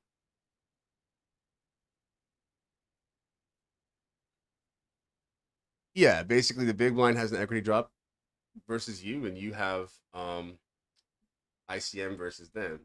So what happens? Oh wait, I need to change the freaking board. It was 10-9, something two hearts.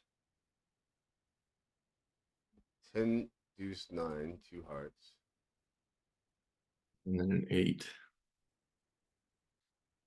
So my guess here is that we don't bet as much. Yeah, we bet slightly less. But we still, yeah, this is what I thought, because I'm like, man, we probably play flush draws a little bit tighter. So, um, eh, we're still betting most of them, right? So, uh, Mm-hmm. so yeah, we bet flop here. Still a really good board for us. Now, my question is, do we get to check back this 8 turn when we wouldn't usually? In Chippy V, you do not check this turn. Um, Now we still You double must that be shit. able to. Really? You just barrel.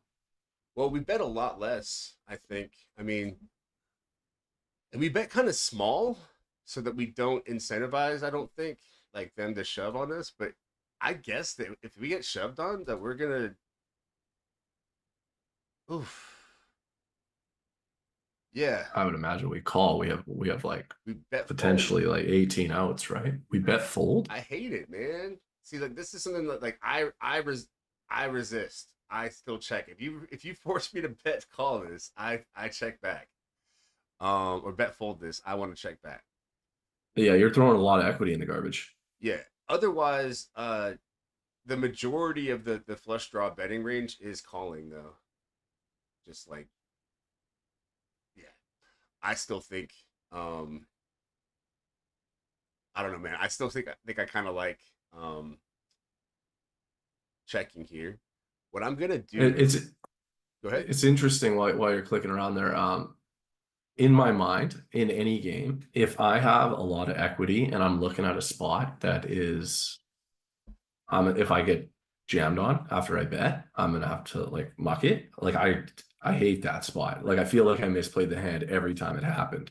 The I fact that hate this bet folding is equity telling me hands. the opposite is unbelievable.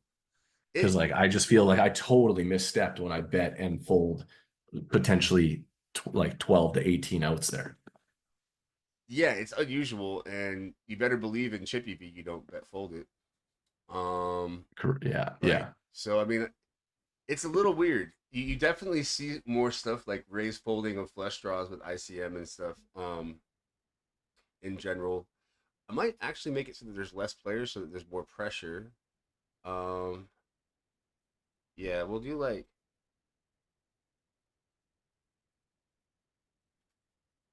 see what happens here. No, it's the same thing. What I was hoping to do there was possibly uh, put more like risk premium on on your stack to see if we might slow down a bit. But no, no. King seven of I hearts, guess we're just betting, yeah. folding. Ugh, I hate that though, man. I hate Yeah, that. we're unblocking the queen jack, the jack seven suited. Like, there's just, I guess not the jack seven, but still, I just don't love it. I'm not usually But I'll someone do it. I'll do it now. to argue against ICM or the solvers. Like I believe what the solvers say, but like I don't know, man. In this instance, I do not want to bet fold this hand. Um,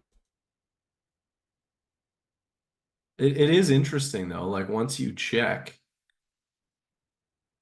you really, well, you still have a lot of value in your range. You certainly don't check back the nuts yeah, I or think sets. yeah.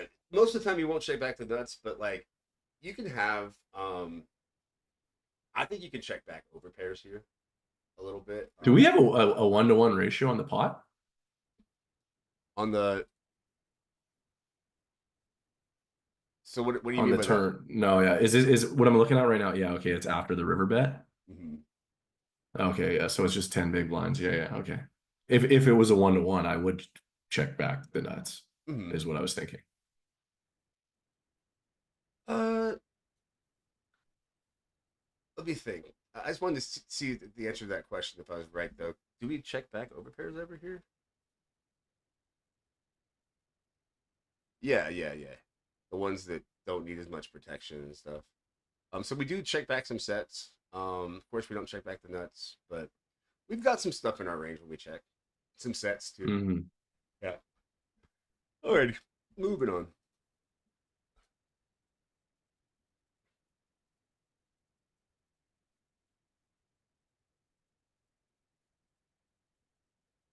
In a bounty, this isn't tough.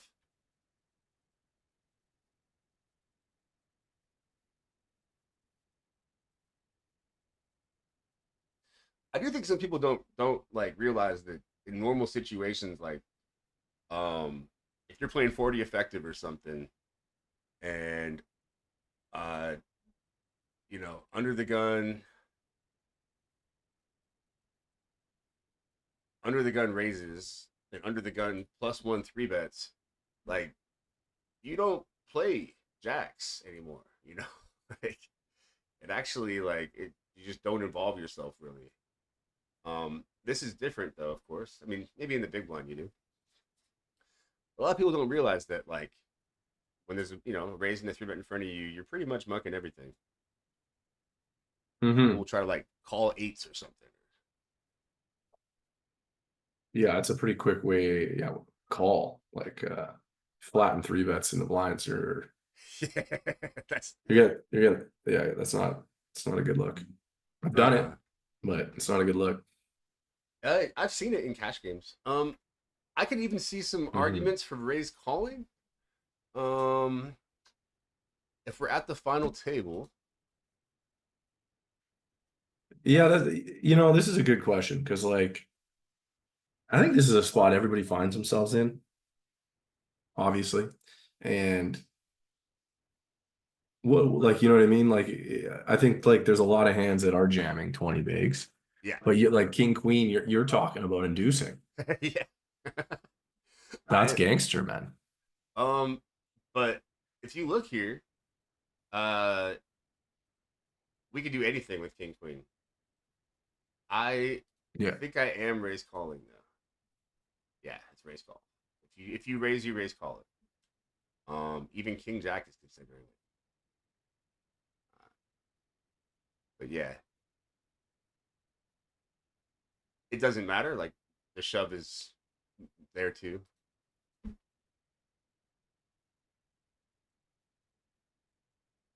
Whoa.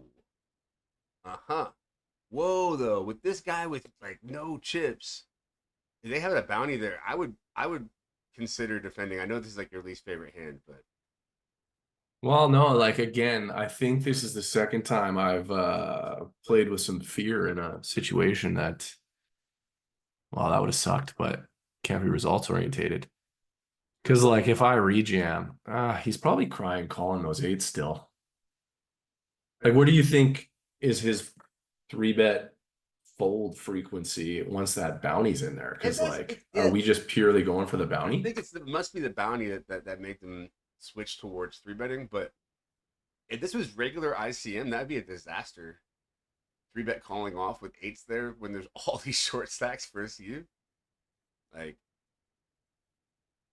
Yeah, it would be for sure. what's up, Connor? Here's the other thing too, like when I'm playing tournaments in like the pretty much up to like probably the big game, like 215, like just not big, but like reasonable size for Yeah, high to population. mid stakes.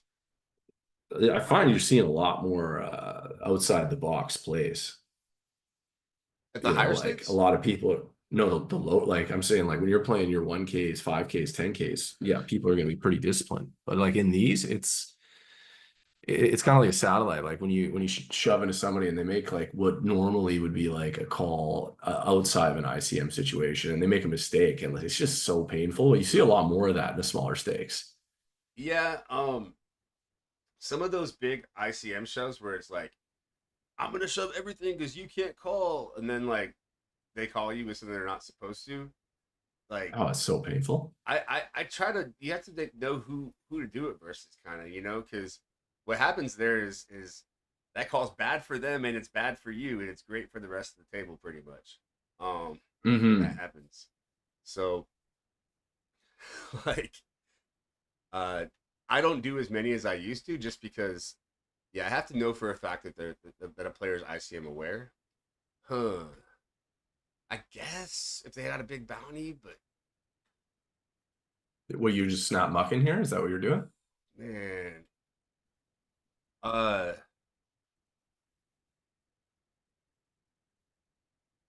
you know how you don't like Queen Eight and Ace Seven? Like, I don't like Ace Jack that You know, much, like ace jack, but yeah. like, And for good reason. It's always right on the cusp. yeah, it's a pain in the ass. So like, let's just say we got like a player who's like under the gun +1, and he's raising off of this. Yeah, okay. So we got a player raising off of the stack. Uh, you know what? It's more of a three bet fold, but I mean, it's more of a fold. But people are three betting it, and if they do, and you shove, I'm guessing they're called what? It wants you to fold? Is that what you're saying? There's It no wants you to way. three bet fold. Yeah. Wow. That's wild. I feel like once you're that far in, it's time, but like It's that's suited interesting to see. 4.5, but yeah. The thing is, it really just doesn't. It just mucks mostly, I think. Yeah, that's Because fair. Even Chow's is saying it's mostly is almost a bluff. I totally agree. Once you start three betting, four betting ace jack off, even ace queen off, like you are bluffing. yeah, I mean, and their range for playing like this has to be very tight right now, right? Yeah, that's a good point. There's a lot of short stacks. Yeah. So I mean, like, they're not going to be like raise folding super wide out here. Um, so I mean, for me, probably a fold. And how many players did we have there? Was it eight or In this seven? in this one, two, three, four, five, six, seven. Yeah, and the final table was eight, but I did it versus under the gun +1. It was pretty. It's pretty comparable. Whatever. No, no, yeah, totally. I just thinking because like I'm gonna see these spots.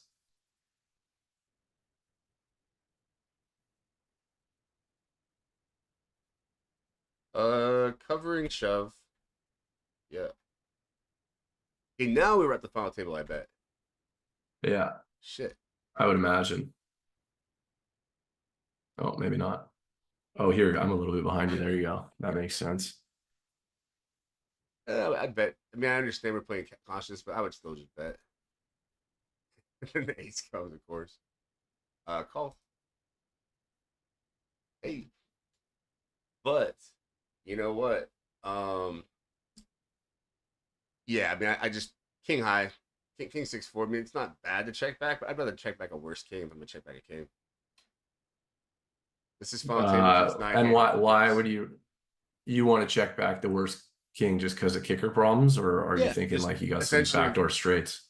Yeah, I mean, like it you lose less when occasionally like I'm not super worried about kicker problems. I'm mostly just gonna be betting my kings here, but if I was gonna check back a king, it would be one that couldn't get called, like a king deuce or well, I don't even know if I'd have one from that position. Maybe like a king Yeah, seven or like something. king 7, king 8, Yeah.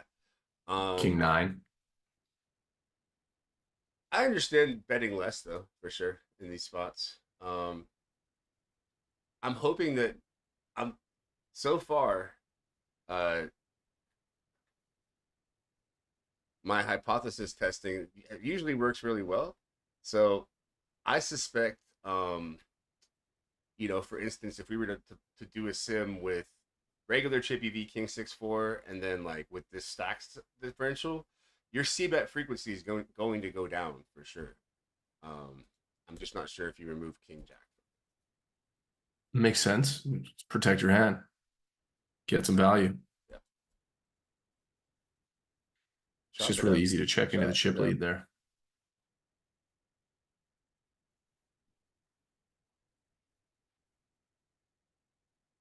Oh gosh.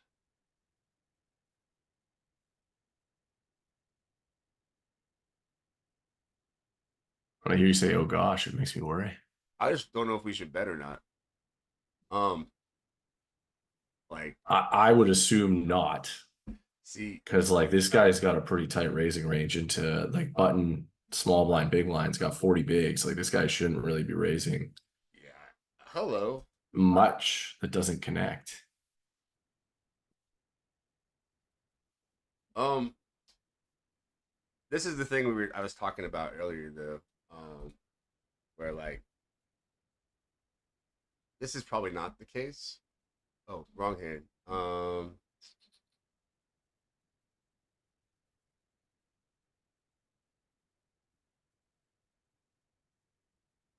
Probably not the case here. But I bet you deuces with clubs bet. Now, yeah, we can bet. You can bet in this spot, and if you got deuces, I bet you bet like almost always because they never loses. Yeah, no, it's something that when somebody real good spikes that set on you, and you wonder what are they doing? It's because they know. They just knew it was coming. Um, Oh, that's not the only thing they knew. They knew a few things. yeah. Um, I think, but yeah, I don't like to bluff those low pairs, but it's pretty common. It's pretty much a thing.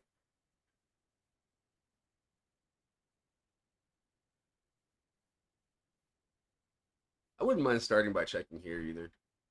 Um, Although maybe we're just kind of happy. Are we trying to get their stack on like a three deuce run out? I would say that I'm probably discounting the amount of nines they got in their range. Probably have some.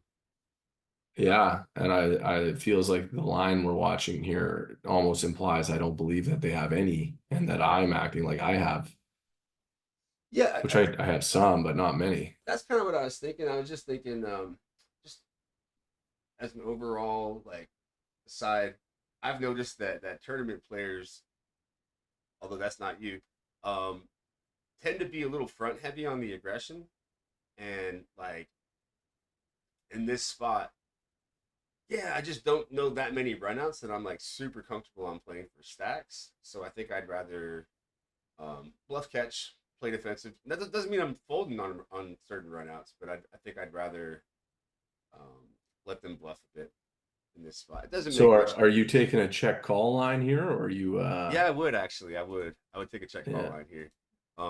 But again, Does that diamond make much difference in my hands? As so when you would think like that versus when you don't have the diamond?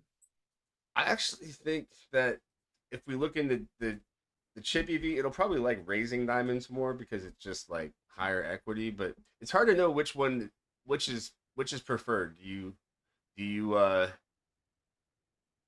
yeah, do you like to like do you want to unblock their like draws or which one? I don't know. Uh I'm looking right now. Honestly, like aces and kings mostly just bet and chip EV. So maybe that's just really what you should do. Let's see. Call and then I guess we just are playing for stacks. Um so a four rolls out, we're shoving, which I thought was fine. I just wasn't sure if we wanted to do it. But what if like the ten of diamonds comes? Okay, we're just well not all in on the ten of diamonds. So yeah, we just bet this around the size you did, and then on the river, all in on blanks, and block bet on tough cards, but probably bet calling, right? Hmm. Does that seem like so? I take it back around checking this board in particular, especially if we recovered, sure, but yeah, I actually like the plan of just trying to play for stats. Um, yes, they can have It diamonds. also, the dynamic looks like a one where you should probably be more passive. Like I'm sitting on 40. There's two guys who are Yeah, yeah. borderline. Like I guess I could take the lead if I like find it, but like you don't want to go broke here down to five bigs and then you're the guy. No, um, it is kind of a disaster to bust out before those two short stacks for sure. Um,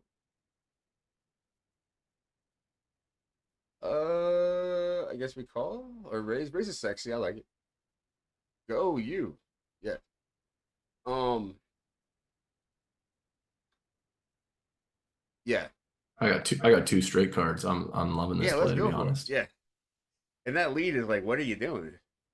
You don't get to Yeah, lead you're with never it. doing that. You're never, yeah. Yeah, I have a really tough time. I said earlier about something, I level myself a lot, but like once somebody opens the door to something where they've fallen out of the game tree, which I do as well. Like we already showed it with the 6-9. Mhm. I will get way out of line just because I don't believe. Yeah. And that's something I should eliminate probably, but Well, like, I just try to figure out which way they're leaning from, like, for instance, turn donks, right? Like, they're actually not supposed to be very strong. They're like meant to be like they're on good cards for you, but it's often with like sort of medium strength hands that don't mind just sort of setting the size of the bet, and so a lot of the times you're betting with like top pair. But I swear everyone when they lead versus me just like has it every time, and I oh mean really? not really, but um every time I've tried to do stuff that I thought was like smart, like raise for value with an overpair, just like they have the trips.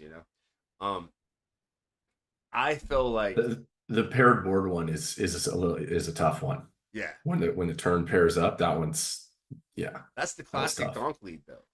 The Yeah, two that is the pair. one. Whereas Yeah. like that one we were just looking at, like usually in a scenario, I see it in cash a lot. Usually they're looking for a cheap card. They want to see it, they want free equity with a draw, is what like most population I find is doing that with like maybe like a middling pair with a gut shot open ender, but like you're never leading with like a straight there. Oh my god, everyone Two is versus blinds. me, man. Okay, so Well, you're playing 10Ks, man. It's a different world. I swear though, like it's always dangerous to make like assumptions based on small samples too though. Like, like Yeah. and that's everything that we're doing is small samples. Mhm. I think that you can do something other than fold here. Agreed. So since we talked about this, I've opened this concept up a lot. Like I personally love a check raise, check call. I think the only thing I don't like is a fold. I got two overs to the three, backdoor hearts. The board interacts with itself a lot. Like, when you got a paired board that with the third card like is a straight card, Hmm. Like after watching a couple of things you did and like just watching Jordan and Lex do a coaching situation, if I muck this, I'm gonna be really upset. Oof. Don't be upset. Yes, you're upset. Oh yeah, no, like that's a bad play. That's what we were just talking about, overfolding hands and then opening up your c-bet range, right? Like that's exactly it.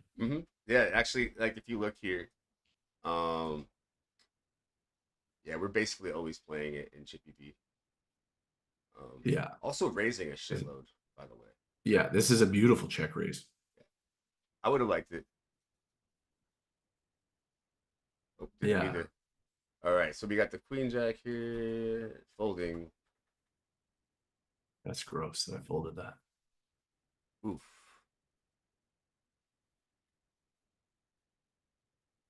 So this is, what do we do here? Do we punt this? Because I think we come fifth.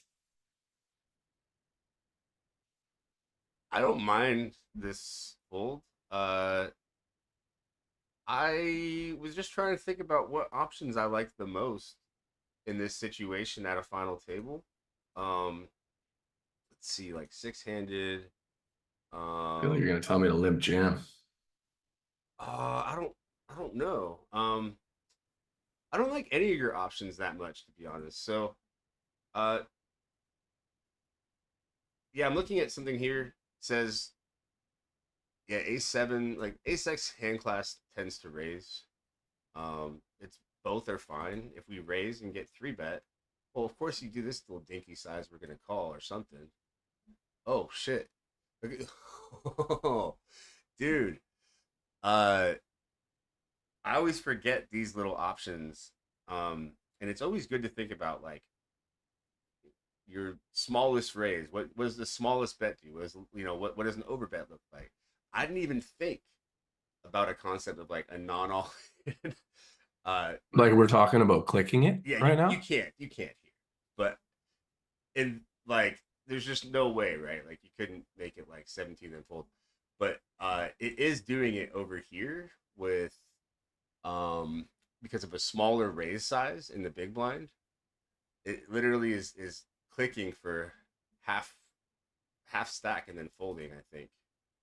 Is it like an 8.5? Well, you lost me a little bit here. What was the raise size? Okay, so we're here in the small blind. We've raised to 3.5. This is our And raising it went range. 8. And then this is raising to 8, which I think is too small, but whatever. But because it's too small, we our reaction with A7 is pretty funny, I think. Um, Yeah. but it doesn't actually answer my damn question, which is if it's shove or call or fold, what do we do? Um, I don't actually know the answer. What the sizing? It's telling it to go 8, eh? It doesn't actually like those they input the sizes, so it's not like size tested or anything like that. Like they're not necessarily the Hmm. correct sizes. This is terrible sizing. It actually pisses me off. Like what 3 to 6? Like when we are covered, no one's gonna do that. Uh, so no, I don't really have a very good answer. Although I don't actually even mind your fold just because they seem tight, and if someone's tight, easy adjustment is just yeah. They haven't three bet a single hand in 35 hands. Fold. It's great. Yeah, the 0.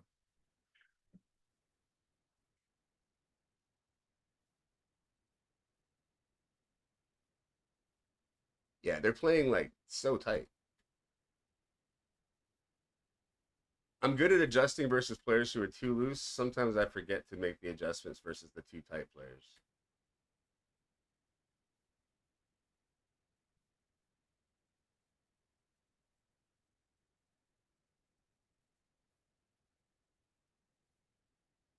Gosh. Well, now we're going with it. Oof. And that's the end. That's the end. Hey Seem to be man. losing every tournament with hooks. Yep. That's your Killing. name too. Oh Oh man. yeah, no. Usually it's I'm cracking them, but here we go. Um. Anyway, man, I appreciate you putting yourself on the spot like that. Anthony Clange, everyone, great player. We're actually gonna rate him. If you can give him a follow, I'd really appreciate that. Thanks for putting yourself up like that on the chopping block. I always like just talking about poker with another good player. Lucid says, Man, "Go ahead." I'm I sorry. appreciate it. No, big thanks, man. I appreciate your time and actually reviewing it. It's good to get a peer review. I don't know about everybody else, but like something that I've never really had is people that play like they do, but not to like a level like yours. So like I appreciate it. And like I think it's great for everybody to see this kind of thing. And It, seeing myself overfold is it's good to see, even though it sucks to see. yeah, like I just sent a bunch of hands off to a data mining specialist, and I'm like, do I want to know the mistakes? And I'm like, yes, but I don't either. You, I don't you, want to be making you mistakes, do. but at the same time, it's like if I do, it means I get to improve and make more money. So there we go. That's Anyway, right. man, thanks a lot. Appreciate everybody. Jamblin, Zach, Braun, Worm, eat your chips up. Randy Tagerty, Gizmo, Ghost to M. See y'all. Make sure to raid Anthony Flange. Make sure I got your name right here too. I am saying your Yeah, last name thanks. right, right? Thanks to all y'all. Kalange, you actually are, and most people butcher it. That's I never even realized it. It's a good thing you said that. You 10 points for that. Sick. Running good. All right. Much love, Yeah. everybody. I'm out of here. Appreciate you, man. Anytime. See ya. So now I'm raiding you. And I'm going to stop streaming.